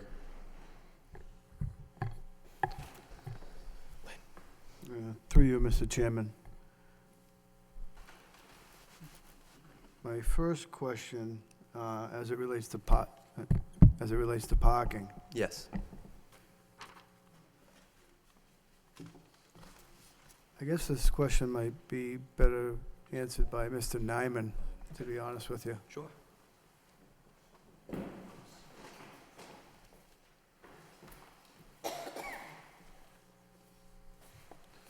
Mr. Nyman, my question on the documents you handed out tonight, and then you referred to stack parking. Yes, sir.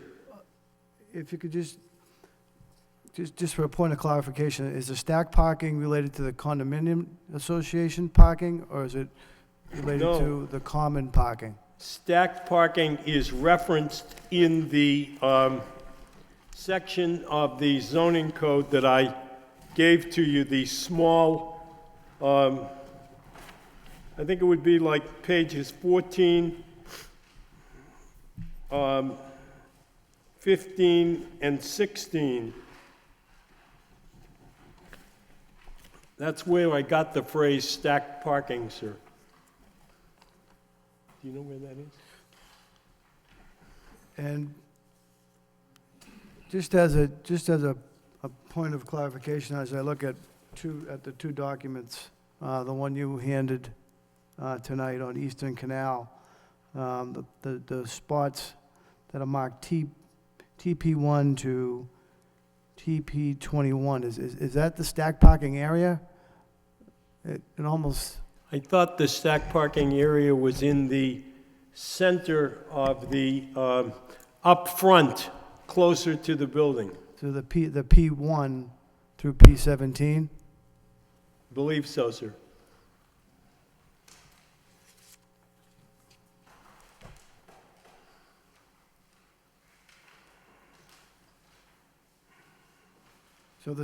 So just for my clarification, so the stack parking would be only related to the portion of the parking lot for the condominium complex itself?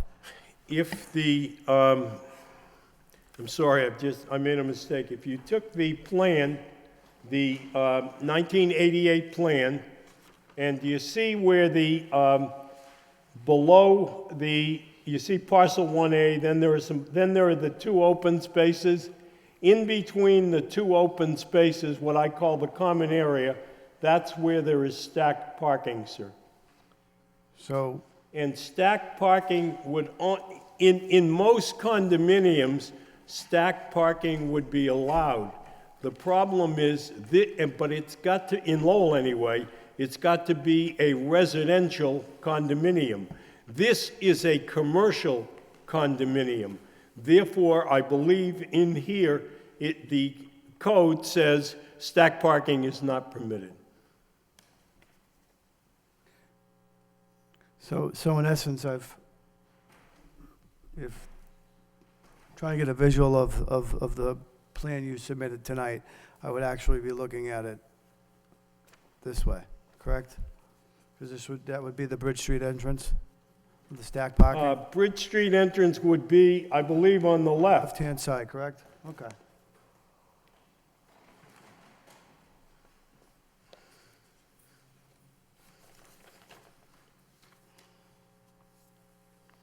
No, you know where Bridge Street would be? You would go up the common area with the number of what I call stacked parking on your left.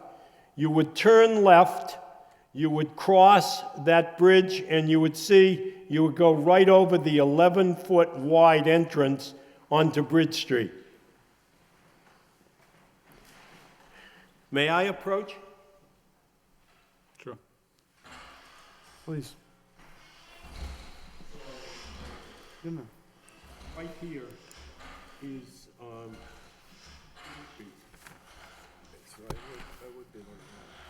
would be looking at it this way. yeah, that would be Bridge Street. Right. So just for point of clarification, I just wanted to understand what I was looking at. Because when stacked parking came into play, relative to the condominium, I don't know if we were referring to the stacked parking for the entire lot.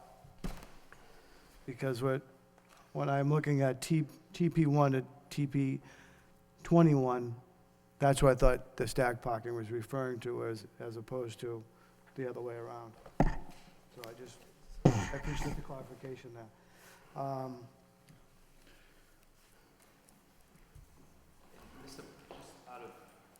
Was it my understanding that because of where this building is, there are no parking requirements? Is that what Mr. Clausen said? Just for a point of clarification. Okay, yes. So, Yes. Aaron, if you can address the attorney's question, please. Yes, there is a section in the parking requirements of the zoning code that exempts on-site parking in the downtown mixed-use district for non-residential uses that are within 1,500 linear feet of a public parking garage. Thank you. So in sense, Aaron, there's no minimum requirement for parking on this petition? That's correct. Thank you. And just for a point of clarification, when I said 41 spots, I had just come up with a number using another medical facility because I know that it's not clearly defined in the zoning ordinance, and I ran that by planning just to give them a broad number, but there was no specific requirement in the zoning ordinance. So, Aaron, the issue about the stacked parking, that has no bearing at all, is that correct? Well, Or does it? I don't have any plans that show stacked parking, so I have no way to give you a solid answer to that, except that the answer to your question is yes. There's no need to provide parking, so therefore, stacked parking that could be used, say, for staff, whereby coordinating the parking could work.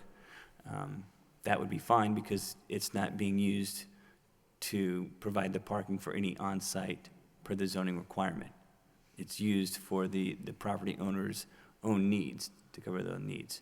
What we would be concerned about it is, however, the location of it, if it was in place, to make sure that there's safe circulation on-site and off-site for cars and pedestrians.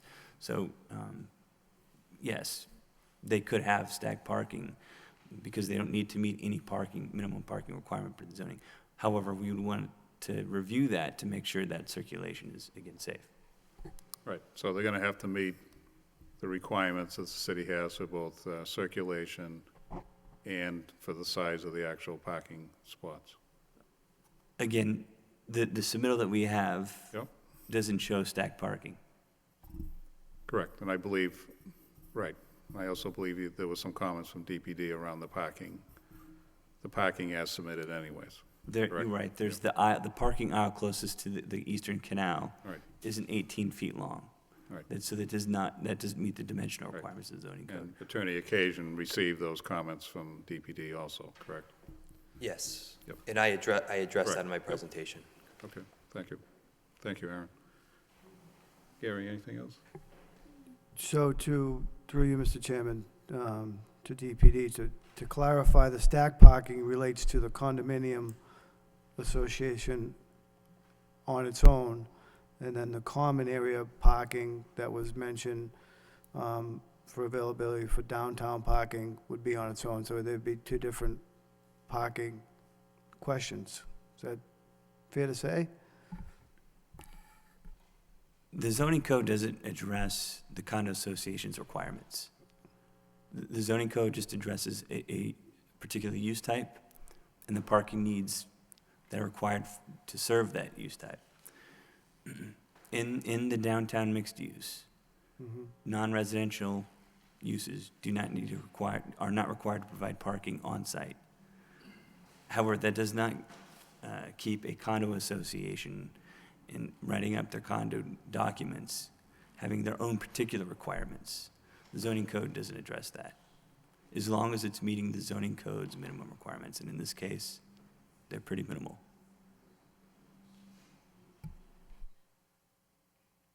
So just from my understanding, so the Schedule A that was referred to for the terms in the parking space leases just refers to the condominium aspect of the property. Doesn't uphold to any other parking. I haven't had a chance to review the condo docs and with the parking requirements, so I have no way to really answer that.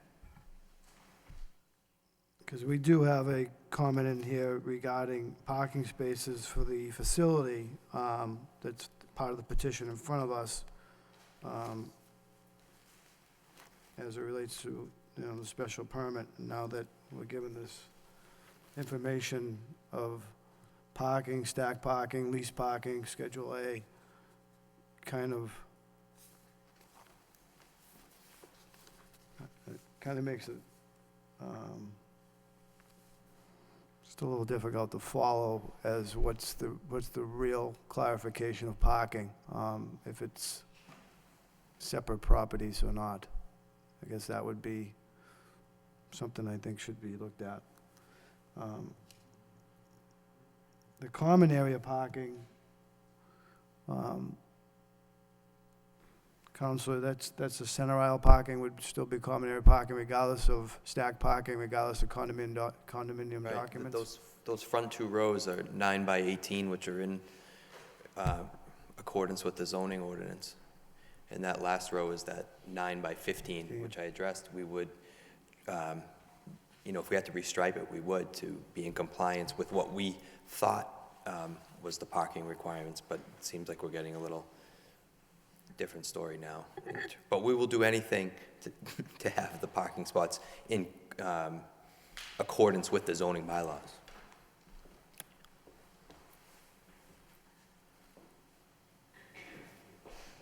So as it relates to, yes, Mr. Knapp, I believe the question will be directed towards you. So as it relates to the stack parking and the condo parking lot piece, if you will, of that common property, it's your intention that it's an illegality of the zoning code? Mr. Perrin, what council isn't aware of is that this is a condominium and that the condominium has a different set of rules and a different set of parking conditions which are part of the property, and it's not just the city zoning. That's number one. Number two, the parking condition of the lease. 65 cars at $40 a whack or something, that's illegal. And it's illegal because they're two separate parcels. Mass Mills has nothing to do with the ownership of the other parcel. The other parcel is owned by a condominium association. There is something, I believe, in the city code that indicates that you can't have parking on two lots in this type of district with this type of condition. And I'm sorry to be general because I didn't know that you were going to be asking me this in this much detail. If you were to continue this, and if you want a brief written to you and to the planning department, I'd be only too delighted to do that. But I can only tell you generally that the parking lease is illegal, that the parking setup that they put in is illegal because it obstructs the common area in the condominium. It doesn't conform to the parking requirements of the condominium. And that's why I'm trying to ask you that the condominium rules on the other parcel. This isn't two vacant pieces of property. The lower parking on that newest plan, Judy Flood owns 10% of that as part of her common area. You can't have parking in that area the way they set up the plan. I can only talk to you in generalities and just let you know that this is a very different project. And it's set up differently with different rules.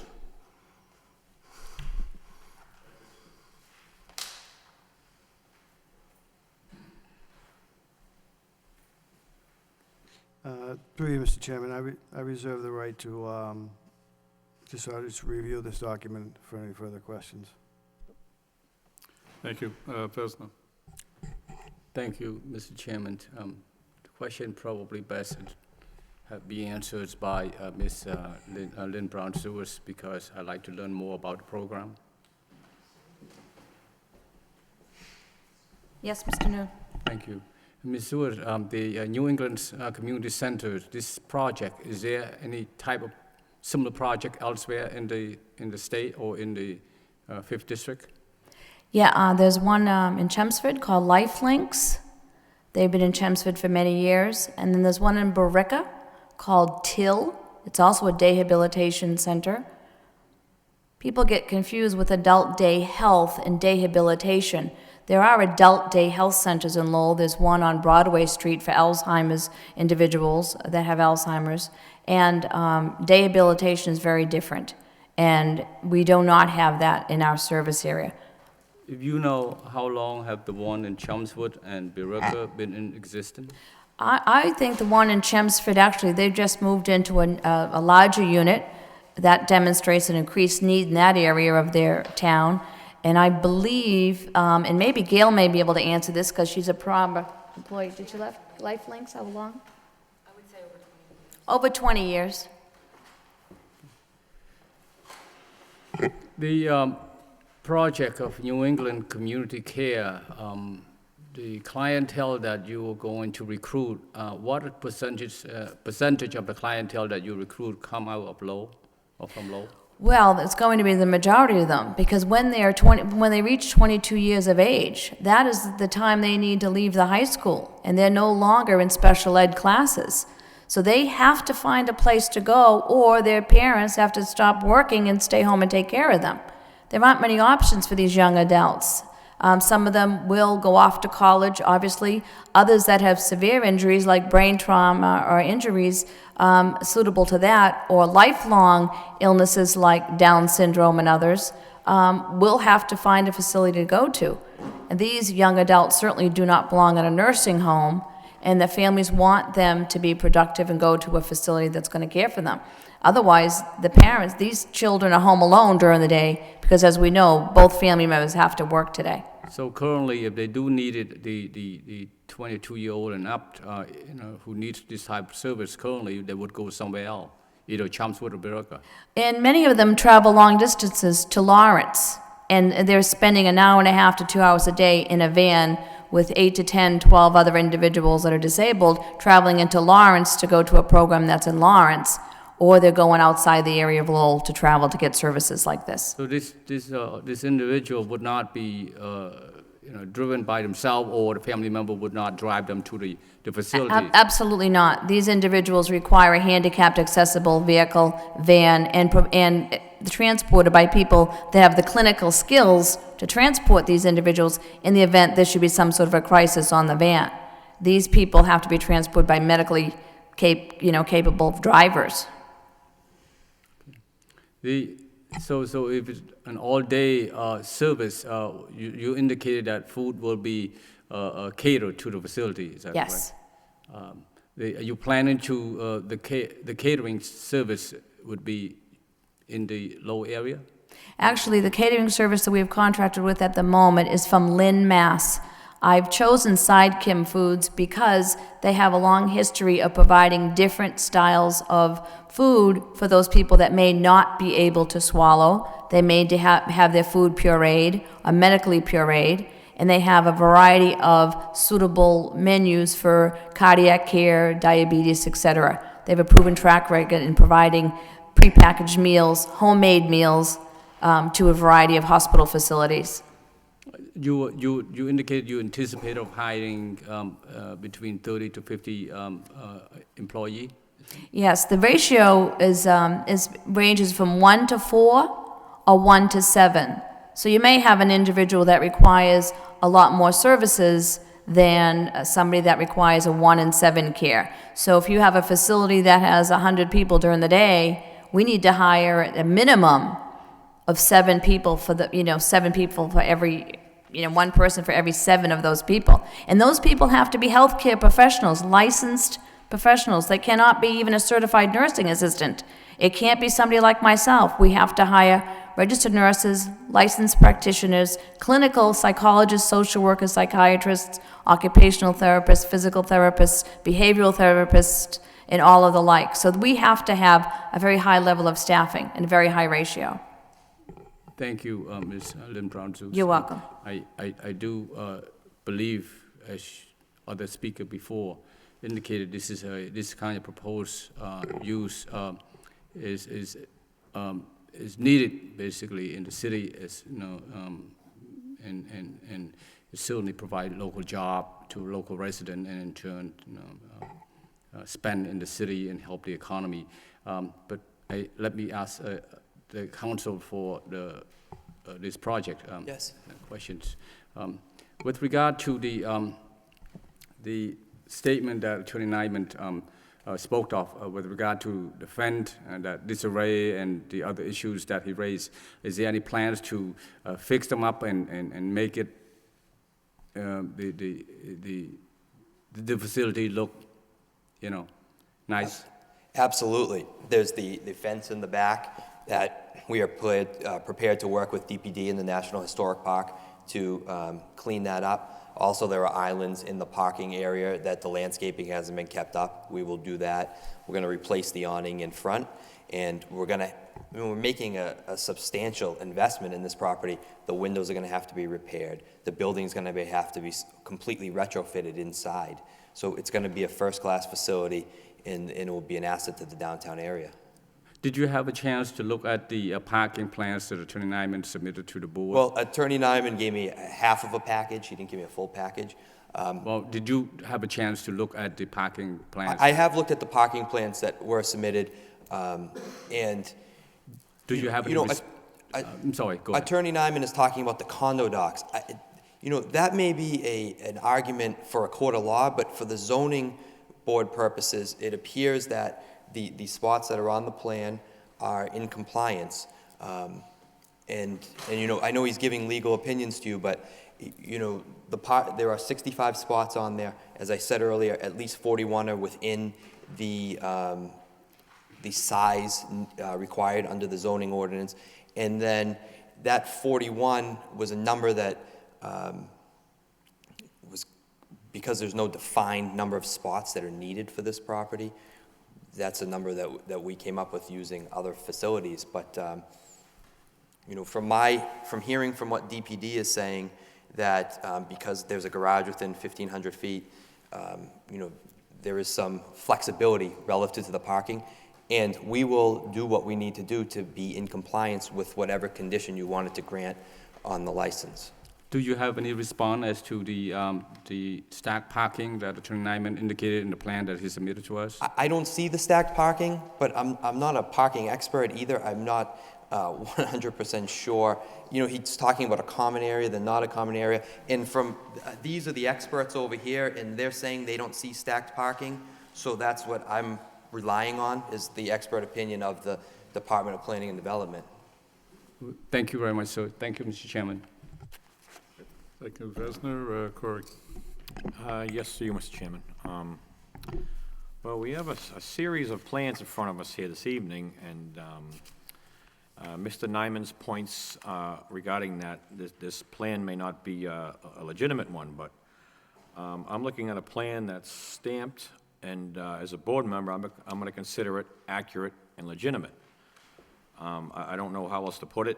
He may have an argument in some of these cases with the fire department, but regarding the condo docks, this purchase price and sale price, or many of these arguments are outside the scope of this board's authority, and I say that respectfully. I do have a tremendous amount of respect for Mr. Nyman and Mr. Flood and his family for the many great petitions they brought in front of this board throughout the years, but on this day, I'm having difficulty hearing their complaints. I must respectfully convey my opinion.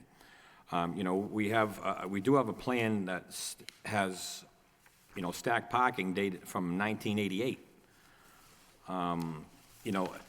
The fact that they may be encroaching on the common ground is not a question for me or I believe this board to venture into. Again, I'm going to consider them accurate. They're stamped, and this individual, whoever stamped them and signed them, his or her livelihood would be at stake. So I'm going to consider them gospel, so to speak, in front of this board. Now, what I'd like to ask Lynn Brown Zunis to take the podium, please. Now, the arguments from Mr. Nyman do have some merit regarding parking now in my mind. So can you please state again that now the visitors to the facility, there's no overnight in this facility, correct? There's no overnight. Most of the participants will be arriving by a medical van. It's usually an 8 to 10, 12 passenger handicapped accessible vehicle. The program is a 6-hour-long program during the day. So the program itself isn't even 8 hours. So we open at 7 to be there 1 hour before the members arrive. We'll close 1 hour after they all leave so we can assure that they've arrived home safely. That's sort of my policy, to remain open in the event that there should be some problem on the way home, taking these adult disabled people home. So the program is only 6 hours. So we're dropping off, unloading, they're moving out, they're coming in, and they're very well trained in doing this type of drop-off and pickup. Okay.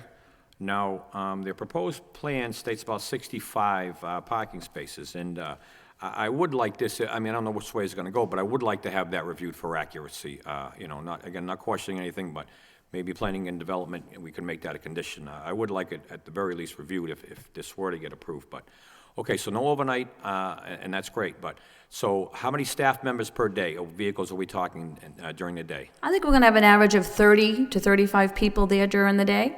They're each having their own car, so we'll say 30, 35 vehicles. Yes, And the patients or residents, so to speak, will be shuttled. absolutely. Okay, so we're only talking basically about, and any other visitors or anything like that, during nurses, doctors' visits, therapy, anything like that, other visiting? Most of the clinicians will be staff members. They will be there for the duration of the day. Okay, well, how about events at the facility, nights or weekends, anything? We don't anticipate doing that. We don't have, our contract with the state is for Monday through Friday. It doesn't allow us to do anything with the participants on Saturdays and Sundays. However, you know, it's a lovely building. We are making a major investment in this building with new roofing and new HVAC units and et cetera, putting a lot of money into it. It'd be a lovely building to be able to use for a function for the city or something like that that might come up. But at this moment, we have absolutely no plans to be there after 4 o'clock in the afternoon, and only Monday through Friday, no Saturdays and Sundays. Okay, and functions during the day, during the week, anything planned No. at that time? No.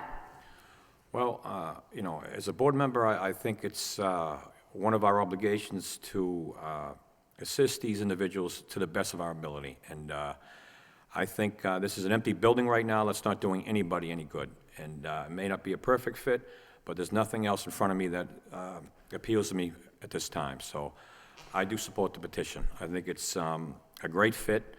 It's going to enhance the lives of many unfortunate residents, most of whom live in the city, and that's great, and friends, and throughout the Merrimack Valley. So I think it's going to enhance the lives of many unfortunate individuals, and again, that's our job as a board member. So I do support it. I do want some things looked at, though, with all due respect, in parking, but I'm only one vote, but that's where I stand. Thank you very much. Thank you, Mr. Belanger. Thank you, Corey. Dennis? Through you, Mr. Chairman. I go along with Corey. I do support this petition. I think it's a great use of the building. Now, I understand there's 17 condo units there, and you're looking at 16. Correct. Where is the single unit that's not being accepted or taken for this particular The change? single unit, it's on the, we did submit a plan. It's on the second floor in the far right-hand corner. Doesn't interfere with the activity to the day at all. Great. And just doing the math, if you've had 17 units there as commercial condo units as they exist today, is that right? The commercial condo units? Yes. 3 spaces each, that'd be like 51 spaces, and you're going to be less spaces than if that was fully used as commercial condos. You'd be Correct. about 35. And you can imagine if it was commercial condos, and they would have customers coming in, and they would Yep. have lots of more Right. foot traffic than we're gonna have. Absolutely right. I think you're right. You've got the vans coming, and they all come at once.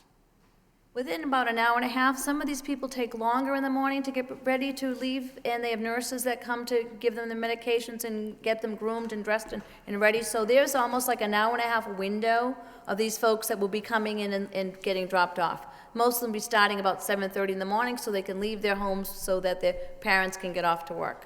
Do vans come in the afternoon and stage a pickup? And that, again, is a rolling sort of delivery on the other end because of people having to get home for services that are waiting for them at home, whether it's a homemaker, a home health aide, or a nurse. So that, again, is another hour and a half stagger. The earlier ones will leave earlier. The ones that come in at 7:30 will leave probably 2:30. The ones that come in at 8 will leave probably at 3 o'clock. So it's sort of a staggered delivery both in the morning and end. What do you suggest the maximum number of vans circulating to drop off or to pick up would be at any one time? We would probably have 6. 6. 6. And how do you propose that they would circulate in that parking lot to go? I assume they're going to that canopied entrance? Is that Yes, the they pick are. up There's and drop 4 off? handicapped accessible parking spots right there already. So that was what we anticipate for the van to pull up and then make a circle and go right out into the Bridge Street.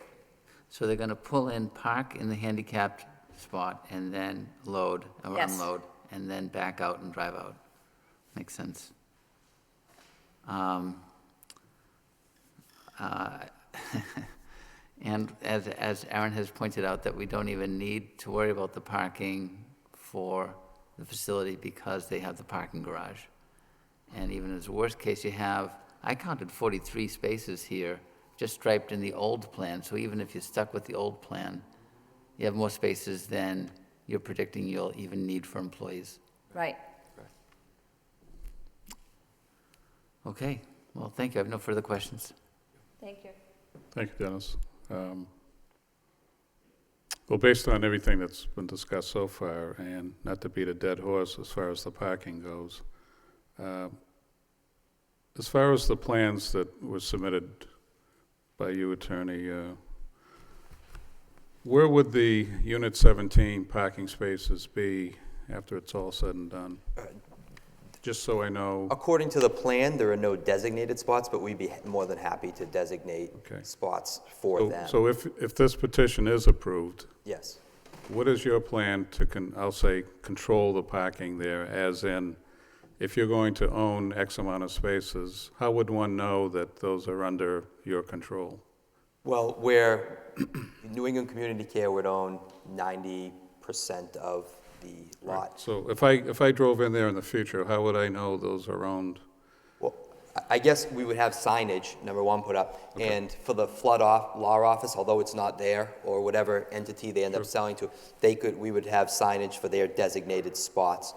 And, you know, I think they want to be a good neighbor, and we would come to an agreement as to what spots were theirs, and we would provide the signage for them.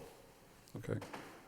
You know, when I took a couple of rides over there, and I actually went over there on one Sunday, and I was amazed how many cars were parked there, and I figured there must have been overflow from next door, not knowing anything else if the building was vacant. And the spots up against the fence, I'll say, where the canal is. Yes. It says like residential parking, or there's some type of signage that's on there. Does that may be with those signages mean anything at this point? No, and I think, you know, as Attorney Nyman said, the present owner of the property hasn't done much, but it would be our intention to come in and really take control of that area and say, this is what's ours, this is what's theirs. No one else other than the employees and visitors to New England Community Care are going to be able to park there. Yep. And I know that they'll have it monitored at night too, to prevent, you know, cars that are going to different establishments or staying at Mass Mills from parking there. Right. It's a liability issue too. Right. Yeah. So I mean, I would like to see some type of language as it ties into, I think it was on, again, which came from DPD, and you had run through them. It'd be on section 2. It talks about the whole parking layout. I know Dennis has talked about circulation, but I want to see something that designates what is owned by the new company coming in there. Sure. Okay. All right, well, I think based on everything I've heard so far and the plans that were submitted to us, and I understand the other party that's here this evening, you know, they've let us know what their feelings are. I appreciate the extra paperwork to go through. I always like to read through more data. But there's obviously a history that's gone on at this facility. I can only base my decision on what was presented with your application and your petition. I believe I've asked enough questions of the city, and they also have given us their input as far as all the variables with this. I'm in support of the petition.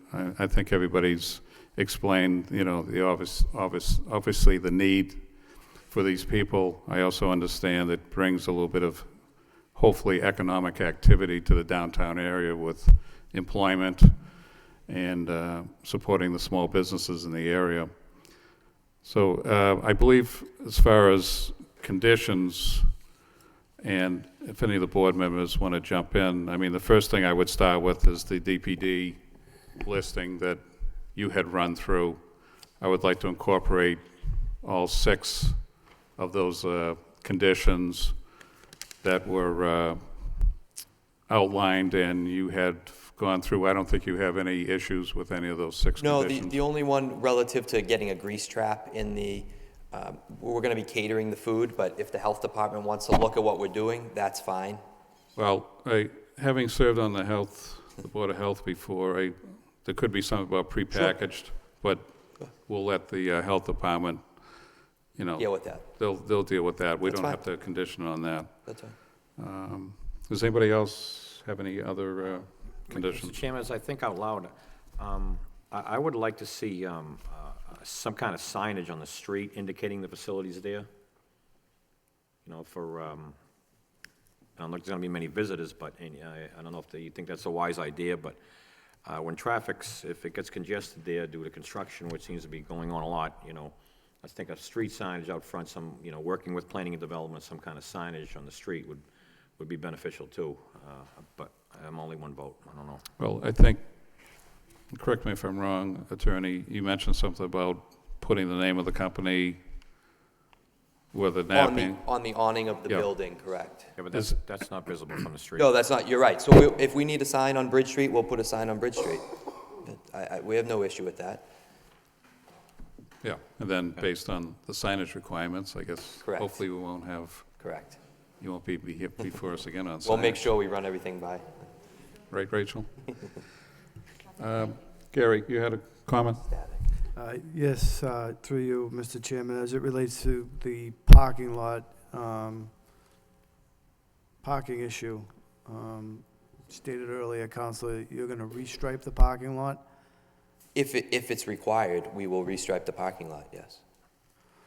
I think the restriping, and Aaron, correct me if I'm wrong, would probably, again, fall in Section 2 when we talked about, I think Aaron hit on this, if you didn't have the proper dimensions. Correct. And I know we talked about whether you needed parking or not, but I would think at that time that might lend itself to the restriping if necessary. Does that sound correct?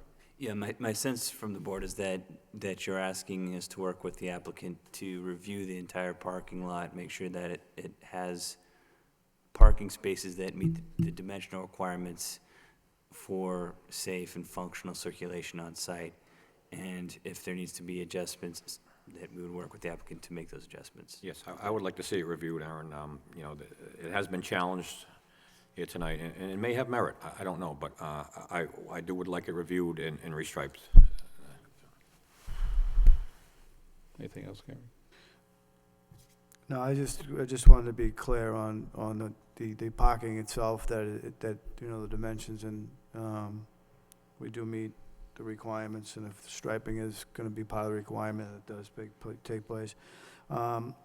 Just one quick comment as it refers to the vans coming in and out of the parking lot. Is it going to be entrance and exit in a loop? It's all going to be a continuous. I'm familiar with a similar site in Lawrence, so I've seen the loading and offloading, so it's all going to be a continuous loop. Yeah, we hope to, although the handicapped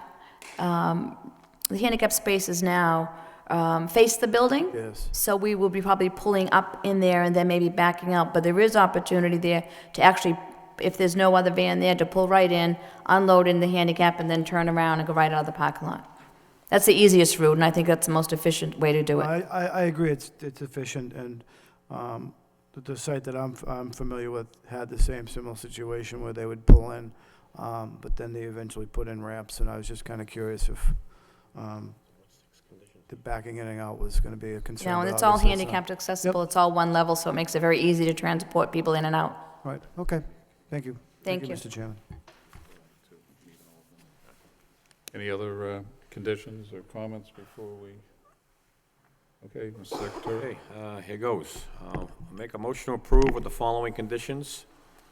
That the petitioner adopt the 6 conditions that were proposed by Planning and Development on a memo dated October 18th, 2011, from Joe Jinowitz of Planning and Development. That the petitioner, number 2, the petitioner work with Planning and Development regarding street signage on Bridge Street that meets historic requirements. And 3rd, parking plan be reviewed by Planning and Development and to include restriping of parking lot. That was part of the October 18th. I think we're going to include everything together, so I think we already got that covered. Okay. Can I have a second on the motion? I'll second the motion. We have a roll call. Mr. Bailey? Approve with conditions. Mr. Belanger? Approve with conditions. Mr. Noon, Approve with condition. Mr. Perrin, Approve with conditions. Mr. McCarthy. Approved with conditions. So Council, you've been approved unanimously. Aaron, do you have a set of plans that Mr. Occasion could sign? No? Good luck with your proposal.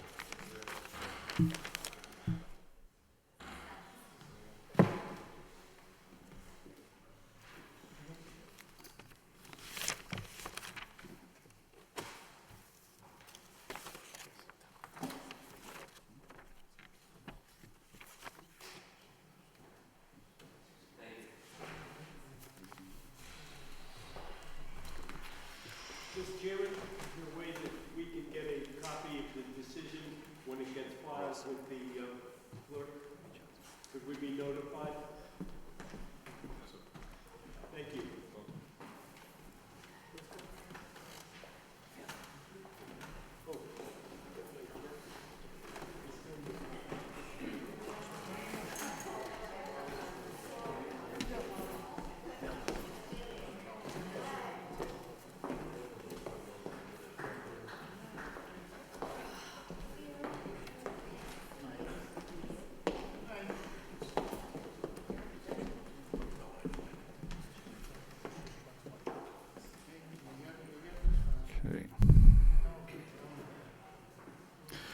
Okay, next order of business will be ZB 2011-49, special permit under signs, and the applicant is Batten Brothers Sign. Property is located at 980 Chelmsford Street. The petition is to amend previously approved internally illuminated signage. See case number 7357 pursuant to section 6.3 of the zoning ordinance. Will a representative of Batten Brothers please address the board? I'm John Connors from Batten Brothers Sign Advertising. Hi, sir. And I'm here with the application for Global Montello, the owners of the mobile station at 980 Chelmsford Street. They're going to be introducing a Dunkin' Donuts into this location, and we're looking to amend the existing on-the-run signage to, we're going to reduce the on-the-run signage in size and include the Dunkin' Donuts. The drawings that I've submitted to you, the first 2 pages were the plans that were previously approved in 2003, and I gave you those just as a reference so you could see the whole scope of the project.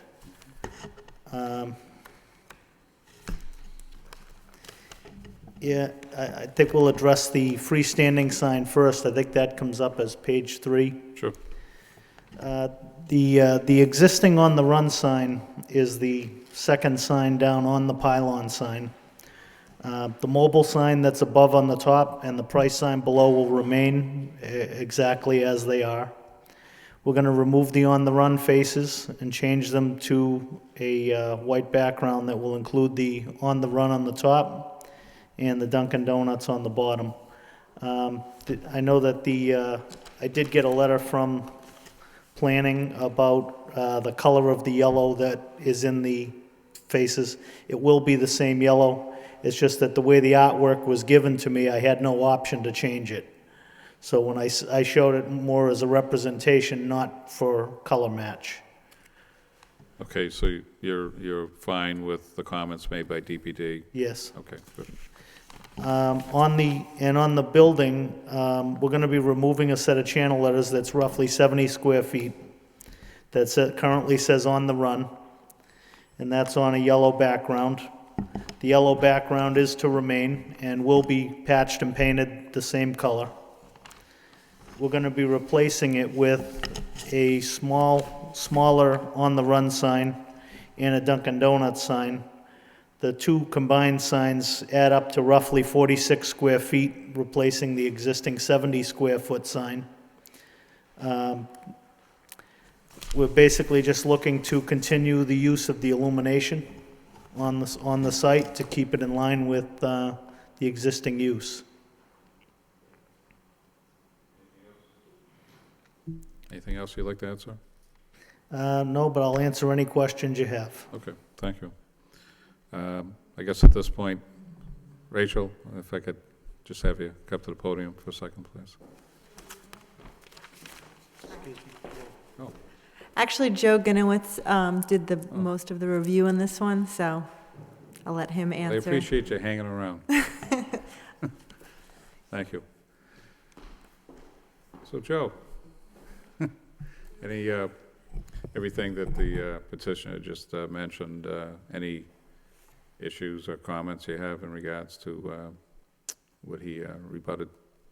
No, that was pretty much the two questions that I had reviewing it. Was it really just the graphics of just kind of trying to get that rendering on, or was there an actual intent to change the coloring of the awning and on the back of that freestanding sign? So I was just looking for clarification. So you're all on set with that. the color, as this gentleman described? Okay. Yeah, if the color's going to remain the same, then. Okay, yep.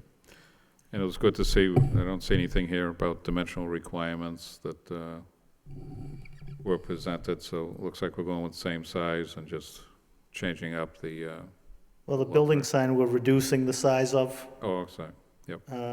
You know, I'm not exactly sure what the percentage was, but it's going from 70 square feet down to about 46. I guess I'm not used to people going smaller, it's always going. Yeah, yeah, I know. I'm preconditioned. Okay, is that it, Joe? Yep, okay. I'll open up to the public. Anyone here that'd like to speak in favor of this petition? In favor? Favor? Hearing none, that portion of the public hearing is closed. Anyone here like to speak in opposition? Opposition? Opposition? Hearing none, that portion of the public hearing is closed. Going to open it up to the board, sir. Gary, any comments? Through you, Mr. Chairman, what are your hours of operation for illumination? I believe it's a 24-hour station currently. Okay. So you'll be going from dusk to dawn with lighting? That sounds right, yes. Yes. Okay. I'd like to make that a condition. Yep. Okay, Fezlin. I have no comment, no question. Okay, Just, Corey, thank you. No, this appears to be an easy one, Mr. Chairman. It's basically a refacing and in one instance, a reduction, so I certainly support it. Thank you. Thank you. Dennis. Through you, Mr. Chairman, I also support this. It seems like a really responsible way of handling signage, and I think you did a good job. Thank you. Well, if you can pass Dennis's review, then you're doing all right. Thank you, gentlemen. Okay. So Corey, so the condition, you wanted the condition around the hours of operation for what? Yes, just for the hours of operation, just so they're not illuminated during non-hours. So I guess just dusk to dawn, because those hours would obviously change throughout the season, and so. It's in a business district, so. Okay. We'll say, is this a 24-hour operation, sir? Yes. It is, okay. Okay, so do we say this, I mean, if it's open 24 hours, we certainly can't say during hours of operation. Well, I guess you could if the hours of operation were to change, but for the time being, it's a 24-hour station, so. Okay. You know, I'd be fine with that, as long as, you know, the hours of operation are 24 hours, but if it were to be changed, that the illumination would be, you know, consistent with. Okay, the let's opening. say the hours of illumination the signs only be illuminated during hours of operation. If they change, if you decide to close on weekends, Sunday nights, say, then the lights will come off, that kind of thing. So I'll make the motion to approve with the following condition, that illumination be turned off when business is not in operation. Okay, can I have a second? I second the motion. Have a roll call? Mr. Bailey? Approved with condition. Mr. Belanger? Approve with conditions. Mr. Noon? Approve. Mr. Perrin? Approve. Mr. McCarthy? Approved with conditions. Okay, sir, been approved with conditions. Good luck. Aaron, is there anything here signed for the, okay. You could just come up and sign these plans here, sir.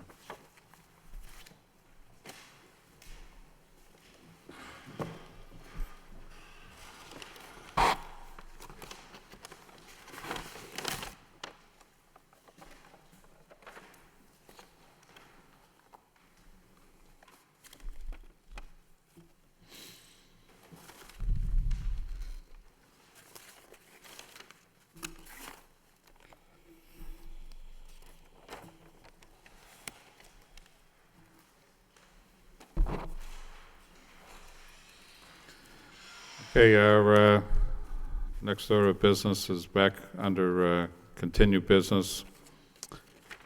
And this is ZB 2011-38. Petition is a special permit and variance for signs. The applicant is Supers. Property is located at 94 University Avenue.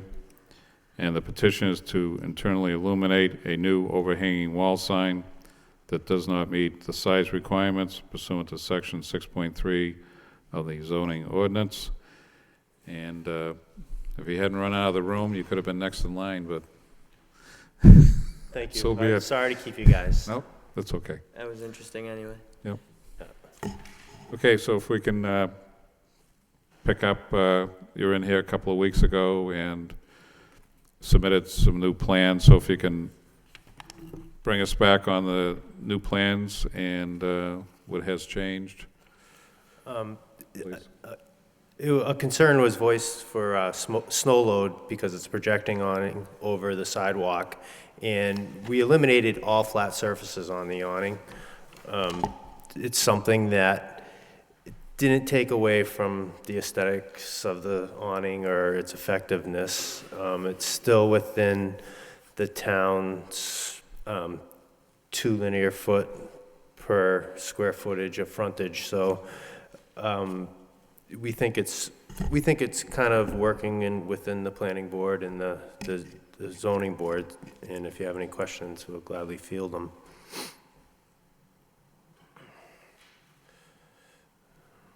Okay, so is that all the comments that you have? You want to make at this point? Is that... For now, I mean, this is Brad. He's representing the owner. He's Okay. the manager for the facility. Okay, and I believe there was, I know I have them, I just can't put them in front of me. There was some comments we received from DPD in regards to your updated plans. I don't seem to have them in front of me, but Rachel, you looked at this one, huh? Yeah, could I have you? And I know there were a couple of comments that you had in regards to the revised plans. In general, we appreciate, again, Barlow working with us. This is closer to in line with what we were looking for. The size, as you can see, is much smaller. What the comments we had were more just fine-tuning what they were submitting. We still do not support the signs on the sides of the building, taking that portion of the code that says that signs must face a street. That's how I interpret it. So we would support, leaving them. If they want to leave them, that's their priority, but we would suggest eliminating them and just having the signage on the awning. The text on the awning, although it doesn't exceed the letter height by code, it seems a little crowded. There's a lot of information on the sign. It seems to be a little bit cluttered because of it, and we're wondering if they need all of the words that they're putting up there. The awning itself seems a little high, and that's, that might be an aesthetic thing that we could talk about, but it seems to extend above the roof line, which is atypical in my opinion, or my view of awning signs. That should be in line with the roof and then come lower, closer to the windows. It might just make it fit in with that facade a little bit nicer. And the last comment I had was to try to keep the illumination to a minimum. In other words, I believe the way they're presenting it, and you can correct me if I'm wrong, is that the entire awning would be illuminated. So the red would glow red at night, where we would propose just to have the white letters be the part that's illuminated at night and have the rest of the awning just lit underneath for customers to enter and exit and not have the red glowing. So those are my comments, but again, we think that this sign is much closer to what we would be looking for this neighborhood, and we appreciate the redesign that they've submitted to us. Okay, so based on Rachel's comments, is there anything you'd like to say about anything that Rachel just outlined there in regards to your proposed changes? And it sounds to me like conceptually she's, satisfied with it, but there are a couple of, particulars that need some modification. If I understand it correctly, she's requesting an opaque background and just copy being illuminated. That's more of a question. Yeah, I'd have to present that to the owner. I don't know if he would be, because right now, I mean, the whole thing is illuminated at night, so. Sir, can you just identify who you are? Yeah, my name's Brad Shagnon. I'm the manager at Super's Pizza. Okay, Yeah. thank you. But I mean, I can surely talk to him and see what he wants to do as far as the signage. I mean, our original plans, I mean, that we had high hopes for that, but I know we were well out of the codes as far as that goes. But I mean, ideally, I mean, the whole sign is illuminated right now, so, you know, as it stands, you know, it's bright at night. I mean, it's in somewhat of a business district. It is residential, but, you know, to just have the lettering, you know, lit at night, it's kind of a downgrade as far as we're going right now.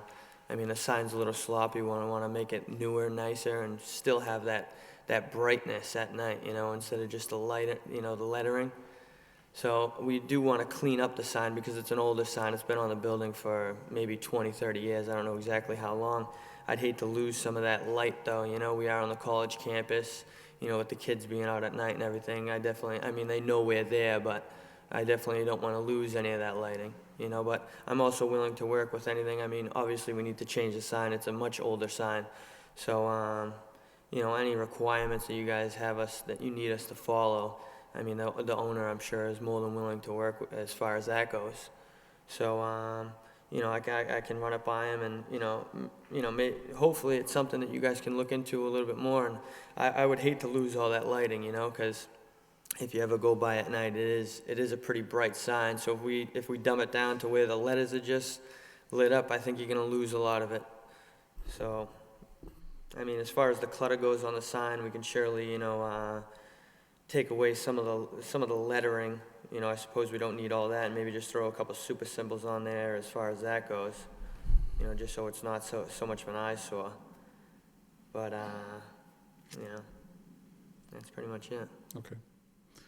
Well, I think I can speak for, you know, as far as the illumination, and I know in our packet, and we approved the Lowell 5 Bank sign that was put up, and that was one of the things that DPD kind of stressed, the brightness, and because, you know, my opinion, that whole strip there is pretty dense, and with more businesses, you know, potentially either there today or potentially coming down the road, if everybody wants a sign and they want to have it as bright as they're trying to get it to be, you know, you can imagine what the effect will be. And is there some residential across the street or on that street? Yeah, I mean, there is residential within the whole area. Now, whether it's college kids or not, I'm not sure about that, but Right. that's another condition that the city takes a look at, especially when there's residences, that they're trying to keep it as manageable as possible. You don't want it to look We like understand Las from a Vegas. business perspective what you're trying to do, but that's why the planning department, especially with the signage, is trying to get things more in line, that we have consistency across the city. So I lend a lot of credence behind what Rachel gives us when she does her review, and I'm in agreement with Rachel as far as keeping it, not blowing it all up, but I'm going to go on the recommendation that Rachel has. The only other thing I had was the issue about the sign, or the lettering on the side. That's pre-existing. There's already lettering there. Is that correct? So, Yeah, that was one thing I also didn't understand, because I mean, all around University Ave, there's signs that aren't parallel to the street, that have, you know, lettering, that are illuminated and whatnot. So I don't know how well, that these would are the be. things we come up with, is that stuff that's, again, I we mean, call but- it pre-existing, you know? Right, exactly. But I mean, also some of these signs have just been put up within the year. I mean, Egg Roll Cafe has a huge circle sign that's illuminated, that's, you know, perpendicular to the street. So I don't know, you know, as far as that goes. So, you know, the Is that- sides, I really want to bring those out a little bit more and have those illuminated. You know, I mean, if they're already there, if we can just kind of leave them there as they stand and just kind of Yep. refabricate the front of the. Hey, the let me ask building. Rachel a question. Rachel, did you say that it's pre-existing, it's already there, and is there anything in the signage code that says you can't have something like that? You Aaron said can- something about yeah, it. and I'm Aaron can step in if I'm wrong, but as I read the code, that a sign, facade signs must face a street, so if they're facing perpendicular to the street, that's the way I interpret the code. I think we've discussed it before, maybe some people think differently, but that's what I believe. I know they're pre-existing, so I'm not sure what the rules are for refacing, but I was just putting our opinion that we're against them so as not to encourage more perpendicular signs to streets, try to eliminate those. On page 3 of the memo I submitted, I put an awning that I found online where they have some text on the side of their awning. This establishment that has a deeper awning so they can fit more text, but maybe there's an opportunity, since they're cleaning up this facade with this nice new awning, to put a small suppas on the side of their awning and eliminate those kind of oversized side signs. That would be my recommendation. But they have some rights because they're pre-existing that I'm not going to argue with, but that would be my recommendation to the applicant. Okay, so is that where it says Antonio's? Yeah. Yeah. So earlier I said I couldn't find your stuff, and I had it right in front of me. That's, yeah, so that was just that's an example, yeah, of a simple, effective awning sign. Yeah, I was just trying to show that, it's a similar type of establishment. It looks like that awning is not lit except for the underside, but I think it shows that less text doesn't mean less impact. It has very light text and not a lot of illumination, and I think it gets the point across in an aesthetically pleasing way. Okay, thank you. Okay, anything else you want to add at this point, sir? We just kind of bounced around, my permit department, the interpretation of the code of signage perpendicular to the street, because all of a sudden, we were all looking at it this morning, trying to read it, and the way it's written, it's kind of can go both ways a little bit. I mean, it's a little vague, so that's why I figured I'd just let it all unfold and let everybody, have their say, I guess. Well, it's just like I appreciate this gentleman talking about, other businesses are doing this and this, they have that, and it seems like, it doesn't come around till they come before us to do something different, then that's when we end up changing it, you know what I mean? But I appreciate what you're saying, Like I told other people, we're not here to, we're trying to help any small businesses we can, so, we're not trying to make things more difficult. Okay. Okay, I'll open it up to the public. Maybe Mark will say something. Anyone here that'd like to speak in favor of this petition? In favor? In favor? Hearing none, portion of the public hearing is closed. Anyone here that'd like to speak in opposition? Opposition? Opposition? Hearing none, that portion of the public hearing is closed. Open it up to the board. Gary? I have no questions, Mr. Chairman. Okay. Vesna? I don't have any question. Thank you, sir. Corey? Through you, Mr. Chairman, I'm in agreement with you, Mr. Chairman, that, I'm going to go on Rachel's recommendations on this one, and let them, hopefully, those two can work it out. Should we continue this, do you think, or are we prepared to go forward tonight? I really don't want to continue it. I don't think it's necessary, but I'll go with the board, thanks. Okay. Anything else? We guys. Dennis? Through you, Mr. Chairman. I'd like to question your idea of raising it above the existing roof. Is it your intention that you have a solid, was that your intention to raise it that high? No, we're matching the same exact height and facade as the old sign. Yeah, which it runs flush off the roof. Great. That makes a 24 lot of inches sense. tall. Okay, that makes a lot of sense. And I think that your angle, the signage does look accurate. I think Rachel's point about the signage on those side pieces where we're allowing you to project further out over the sidewalk, the trade of getting rid of those outdated side signs and putting them on the awning makes a lot of sense. And I think that's a reasonable request that we should be asking for, that those existing side signs become part of the awning, because we are providing a further encroachment on the sidewalk with this canopy. Understood. Okay. Understood. It is projecting over a sidewalk. All these questions, I think, the illumination one, the opaque background with the illuminated copy, and those side signs, really are gonna fall back to subject to the taxpayer, the owner of the property, how he wants to interpret, or what he wants to sacrifice. He might, I don't know how he'll interpret the whole package that's there now. I think it's something we should put in front of him before it goes to a vote. I agree, but it would be a much, I think that the sign itself is a great improvement over what's existing, and I think that just doing those side pieces will just finish it. Because if you leave those side pieces, which are not compliant today, it'll look like you went halfway. What would your thoughts be if we opened it up more than 24 inches in projection? I'm sorry? If we made it more than a 24-inch projection? Never. I'm struggling with the 24 inches as it is, so. All right, well, I just wanted to air the question, that's fine. Okay, I understand. And I support the signage with those minor modifications and Rachel's improvements as well. Okay. And I think that the point of the signage is to have the text read, and at night, white letters will read. So it makes perfect sense. I think that it's a logical improvement. You see it across the boards, you know, a lot of awnings are opaque with extrude. This is a residential area. Absolutely, and it's all of whether they want to sacrifice what's existing. I understand. That And comes, you know. We do want an improvement. Yeah, Right, we do. right. Okay, thank you.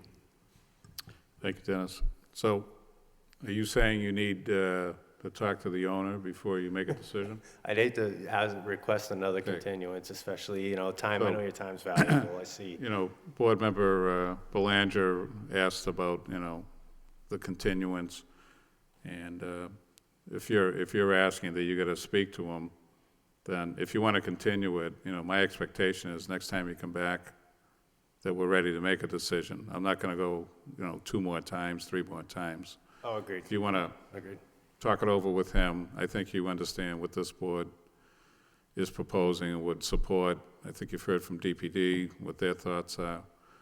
So I will continue it 1 more time, but we will take a vote on the next I appreciate that, thank you. Okay. So the next... Aaron, how's the agenda for the 14th, just out of curiosity? Any new business? It's pretty long. We got 6 new business and probably new 1, maybe 2 continued items. It's pretty long. Okay. Yeah, I think another thing I'm going to ask for, I know you expected the owner to be here tonight. I would probably highly suggest that he make every effort to be here with you the next time. I appreciate you coming, sir, and Absolutely. you know, giving us your feedback, but I think it would be very important since we're going a 3rd time on this. Sure. Okay. Yep. Yeah. I agree. So we're saying the 14th is... It's rather heavy, but it should be, this petition should be brief come 3 weeks from now, I'd like to think. So we'll squeeze it in. Okay, with that being said, I'll make a motion to continue till November the 14th, 2011. Second. Have a roll call. Mr. Bailey? Continue to November 14th. Mr. Belanger? Continue. Mr. Noon? Continue. Mr. Perrin? Continue November 14th. Mr. McCarthy? Continue. Okay, sir, so we're going to continue it November 14th. There'll be no further publication, but we'll see you on the 14th. Thank you very much, have a good evening. Yeah, thank you. Okay, Mr. Clerk, I guess under other business. Yes, Mr. Chairman, we have some minutes to approve. I'm sure everybody's reviewed the minutes from September the 26th and October the 13th, 2011. Any questions, comments? Nope. Okay, that being said, I'll make a motion to approve the minutes from September 26th, 2011 and October 13th, 2011. Have a second? Second. Roll call? Mr. Bailey? Approved. Mr. Belanger? Approve. Mr. Noon? Approve. Mr. Perrin? Approve. Mr. McCarthy? Approved. Okay, so the minutes have been approved, and any other matters? I'll make a motion to adjourn. Have a second? Second. Second. Approved. Good evening.